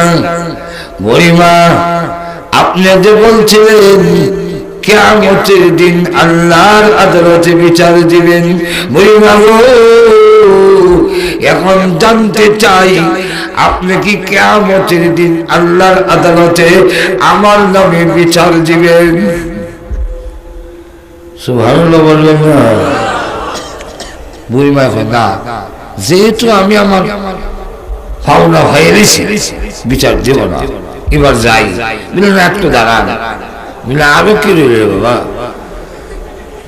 তখন সময় কাগজ নাই, উলের সামরান। দেখো বুড়িমা এখানে লেখা দেন কিয়ামতের দিন আল্লাহর আদালত যেদিন কায়েম হবে ওই দিন উমরের খাত্তাবের ছেলে উমরের বিরুদ্ধে আমার কোনো কমপ্লেন নাই, লেখেন। আল্লাহ আসতে বসতে এই কারণে রাষ্ট্রপ্রধান থেকে নিয়ে ব্যক্তিগত জীবন পর্যন্ত গোটা জিন্দেগীর চরিত্র নিয়ন্ত্রণ করার জন্য একটা আয়াত যথেষ্ট। আর এমন একটি দিন আসবে আর লম্বা করবো না। আল্লাহ বলেন ওই দিনটাকে ভয় করো। লম্বা করতে গেলে ওই দিনটা কেমন এটা যদি বুঝাইতে যাই আর কয়েক ঘন্টা লাগবে। এমন একদিন আসবে, একটা দিন হবে 50,000 বছরের সমান। ওই দিন উলঙ্গ হয়ে উঠতে হবে, পরিধানে কোনো কাপড় থাকবে না, 2 পা রাখতে যতটুকু জায়গা এতটুকু জায়গা দেওয়া হবে। ওই দিন কিয়ামতের দিন সূর্যটা মাথার কাছে থাকবে, নিচের জমিন তামা হয়ে যাবে, জাহান্নাম ঘেরাও করবে। তখন সময়ে মা বাবা কেউ কাউকে পরিচয় দিবে না, এমনকি নবীরা পর্যন্ত বলবে আল্লাহ আমারে বাঁচাও, আল্লাহ আমারে বাঁচাও। ওই গাউস কুতুবেরা বলবে আল্লাহ আমারে বাঁচাও। মুরিদ লাগবে না, ভণ্ড পীররা ওই দিন বলবে আল্লাহ আমি কোনো পীর ছিলাম না, ফেরটা ভালো লেগে দুনিয়া দেখাইবার লেগে বাগদর ছিলাম। আর তোদের কম ওই কিয়ামতের দিন আল্লাহ আদালতে দাঁড়ায়া আল্লাহ যখন হুঙ্কার দিবে লিমানির মন করিলাম, বলো আজকের রাজত্ব কার? আইনা নমরুদ, আইনা ফিরাউন, নাম ধরে ধরে ডাকবে। কেউ যখন সারা শব্দ করবে না, ওই দিন একমাত্র আমাদের নবী তখন বলবে আল্লাহ আনতা আহকামুল হাকিমিন, আনতা রব্বুল আলামিন, আনতা রব্বুস সামাওয়াতি ওয়াল আরদ, আনতা রব্বুল মাশারিক ওয়াল মাগারিব, আনতা যুল জালালি ওয়াল ইকরাম, আনতাল হাইয়ুল কাইয়ুম। হে আল্লাহ আমি জিন্দেগিতে সোজা হইয়া ঘুমাই নাই, কেন? আমি তোমার গোলাম, আমার ভিতরে কোনো অহংকার নাই, আমি কোনোদিন বলিনি আমি তোমার সমান। আজকে তুমি হুঙ্কার দাও কার সামনে? আল্লাহ আমি জীবনে কোনোদিন চেয়ার টেবিলে বসে খাই নাই, কেন? আমি তোমার গোলাম। আমি জীবনে কোনোদিন জমিনে জোরে পা মারি নাই, সিনা টান দিয়ে হাঁটি নাই, আমি তোমার গোলাম, তুমি আমার মনিব। এ আল্লাহ আমি ওই দুনিয়াতে জীবনে কোনোদিন আমি টাকনার নিচে কাপড় পরিধান করি নাই, কেন? আমি তোমার গোলাম, তুমি আমার মনিব। আমি জীবনের প্রতিটি পদক্ষেপে, প্রতিটি স্তরে, প্রতিটি ক্ষেত্রে তোমাকে আমার মামুন মান্য আমি চলছি, আমি তোমার গোলাম হিসাবে জীবন যাপন করছি। আজকে যদি হুঙ্কার দাও তোমার দেখে কে সাড়া দিবে? আল্লাহ তখন বলবেন ইরফা রাসাকা, হে নবী মাথা উঠান, আজকের কিয়ামতের মাঝে আপনাকে কথা বলার জন্য অনুমতি দিলাম। রাসূল তখন বলবেন আল্লাহ অনুমতি যখন দিছো বিচার শুরু করে দাও। আল্লাহ বলবেন না, আমার নামা দেখবই না। কেন? দেখলে আমার গুসা আরো বাড়বে। কারণ যখন দেখবো এই এক পুরানা হক পানির ফয়দা, হে কয় দিয়ার গড ইজ নট, গড নাই এর বেরিয়া।